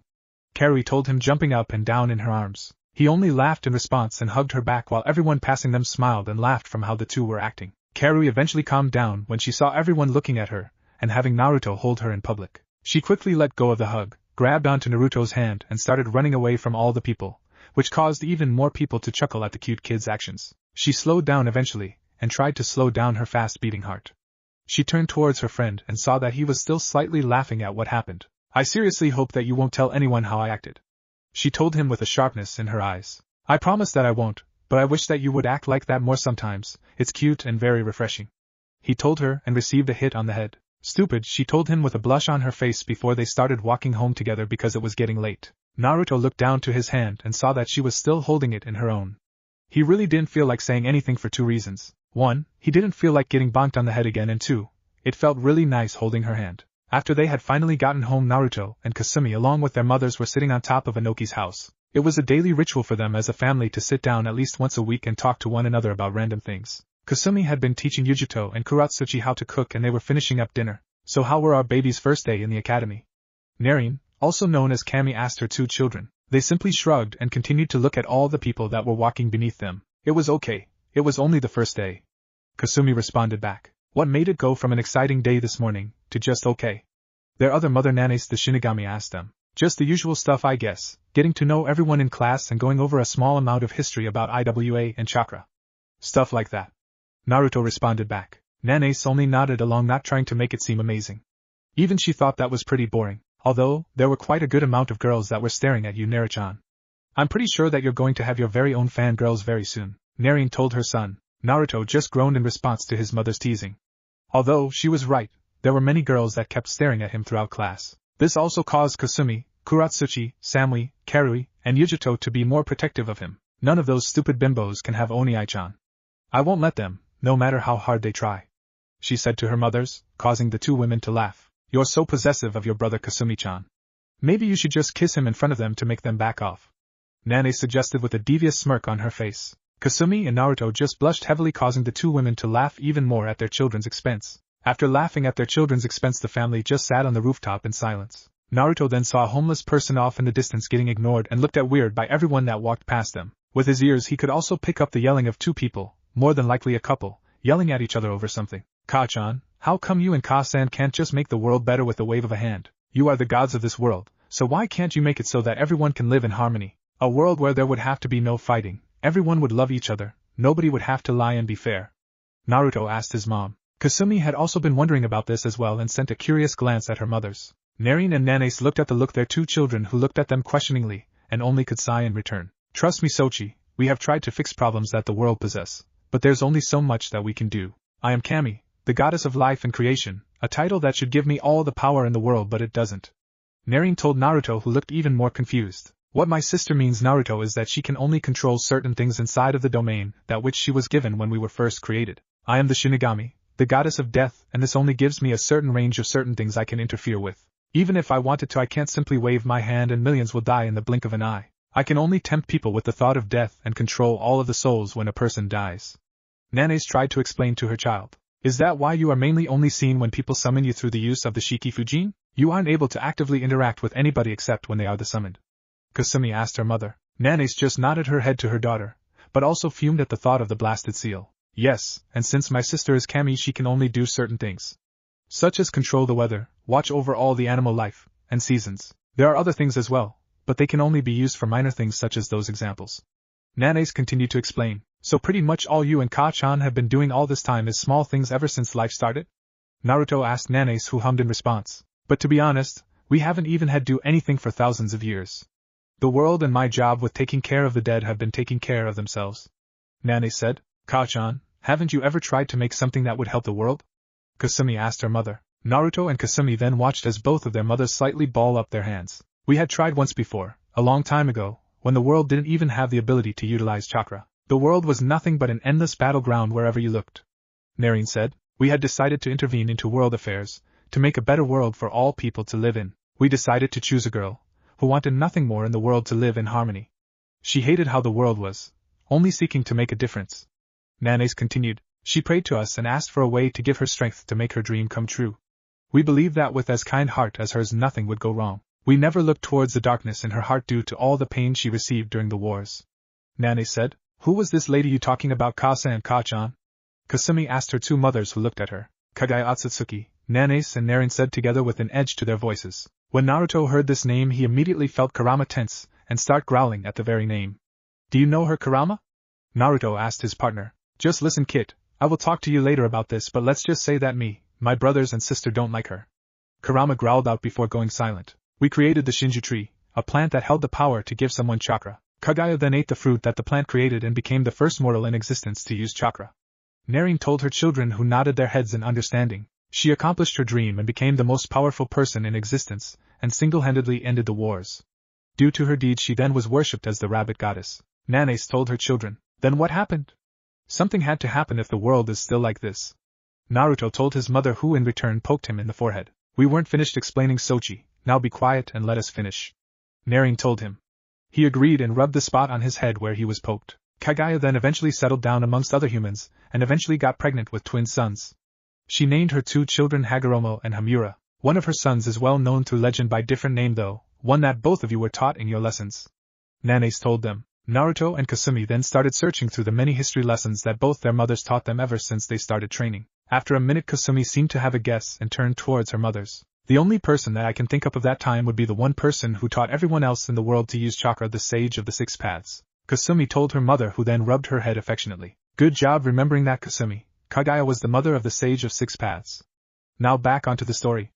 Narine told her daughter. Over the years Kagaya was still worshipped, but then man as normal started to fight again with one another. She began to lose her faith in humanity because of all the hard work she did was for naught. Nanace said. The power that we had bestowed upon her eventually made her become corrupt with it, and eventually go mad. She then made her own plan to create a new perfect world through the use of infinite Tsukuyumi. She continued. If she was creating such a problem, then why didn't you two just take away the powers that you bestowed upon her, Ka-chan? Naruto questioned her mother. The problem was that with the Shinju tree we made with our own godly power, and put it in the fruit she possessed. When she ate it she then became a goddess herself with parts of our godly powers inside her. We couldn't stop her even if we wanted to. Narine told them. Kagaya also knew that we were weak after creating the tree and couldn't stop her. She mocked us and told her she would make the perfect world, something that we couldn't accomplish. Nanace told them. She then found out that her sons later in life could also use chakra much like she could and got jealous, believing that chakra only belonged to her. This resulted in her fighting her own kin, trying to take back the chakra that her children held. Narine told them. Hagoromo and Hamura then fought their mother when she tried to take their chakra by turning into the first Biju, the 10 tails. Narine continued. The twin brothers then eventually defeated their mother, though a destructive battle. They then, with the powers they both possessed, trapped their mother, and she became the moon. Hamura went to the moon along with a group of people to watch over her. Then finally Hagoromo went around the world teaching people how to use chakra. He eventually had 2 children who made the Uchiha and Senju clans, and you know the rest. Nanace finished. Naruto and Kasumi then looked up towards the moon and couldn't believe that 2 brothers had the power to seal their mother into the thing in space every day. Then the world became arrogant with the powers they were taught, which made the hate in the world return. Naruto said his mothers, who nodded in return. After that day we told ourselves we would never involve ourselves with mortals again. We bonded ourselves to a vow that it will have strict consequences on us. That is until we met you two, and we never regret making the decision to you being our children. Even if we punished ourselves for loving the 2 of you, Narine told her children with a beautiful smile on her face. And we don't regret that decision whenever we see 2 smile. Nanace continued. The goddesses then hugged their kids with as much love as they could, and they knew Naruto and Kasumi could feel it as well. Ka-chan, Ka-san, do you ever think that this world can ever know true peace? Naruto asked them. I'm not sure that it is possible, but if anyone can do it, I'm sure that you and your sister can maybe one day do something your mothers couldn't. Narine responded. Naruto and Kasumi then looked at one another, and then smiled. If their mothers believed in them to accomplish something, then they might as well try. With their new friends, and possibly even more in the future it might be possible. Narin then started lightly coughing into her hand, which startled both Naruto and Kasumi. Are you okay, Ka-chan?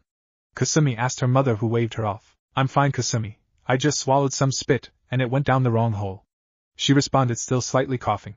Nanace just patted her back slightly to help. The twins were still slightly worried, but you couldn't really blame them. It was just instinct for them to watch over their mothers, even if they could take care of themselves perfectly fine. For the next half hour the family of four just talked to one another, telling each other jokes, and the two mothers continuing to make their two children flustered. They then heard someone coming up the stairs towards the roof.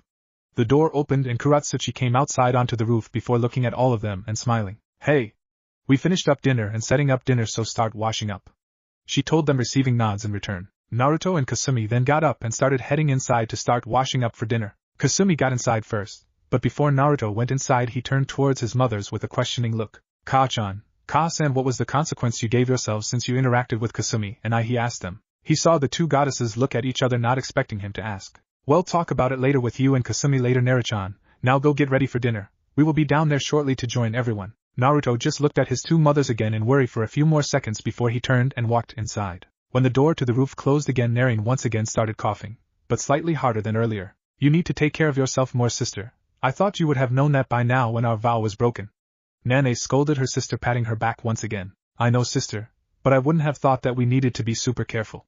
I guess I got careless, huh? Narin responded. We can get sick now, sister. After all, we have become mortals as well. Don't let them get away. Hearing this, a woman carrying a child then started sprinting faster than she already had been. Her lungs were burning, and the ash that permeated the air didn't help in the slightest. She kept running for who knows how long before she slipped inside an alley to gain her breath. Her whole body was aching from the non-stop running she has been doing. Ka-chan, I'm scared. The little girl whimpered and cried into her mother's shirt. It's going to be fine, Yumi-chan. Just keep looking at me and stay quiet. Mommy will take care of you. Haruhi told her child. In reality, she was freaking out just as much as her daughter, but had to stay strong for her. I think they went this way. A man's voice yelled. Her breath caught in her throat. She hid more into the shadows in the alley in order to blend in.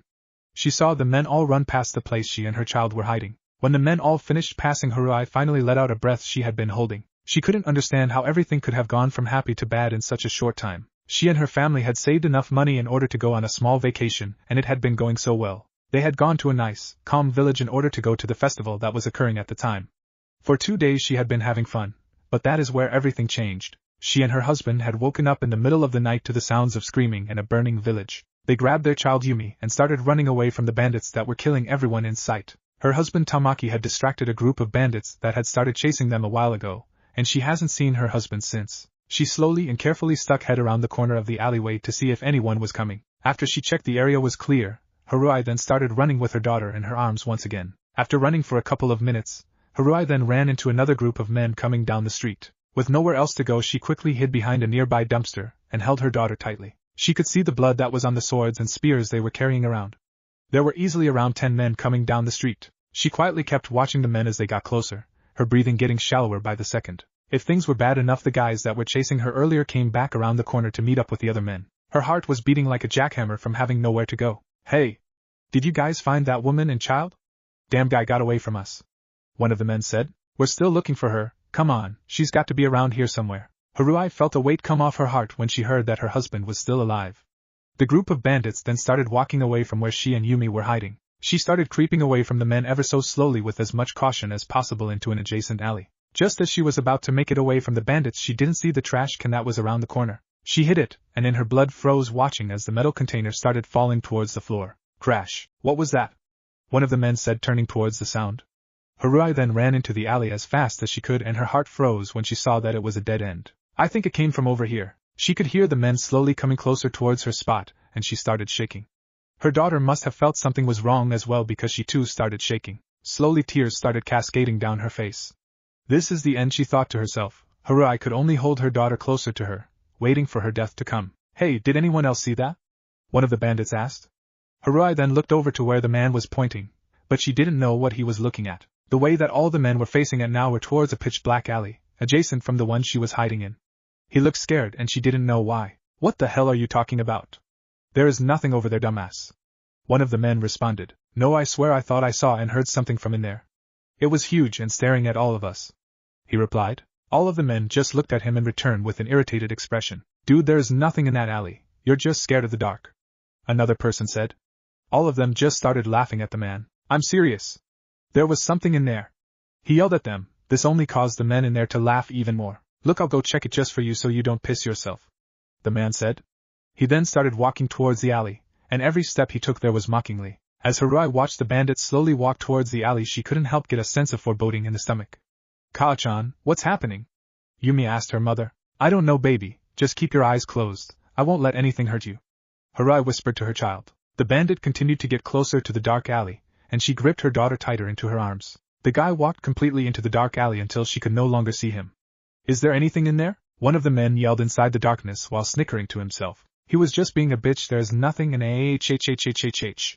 The man in the alley yelled a blood-curdling scream. Haruhi could only shake in fear when she heard the scream that sent a chill down her spine. The rest of the men started to back up from the alley in fear from the yell they heard as well. One of the bandits took a couple of steps forward and squinted his eyes, as if he was going to be able to see into the pitch-black alleyway.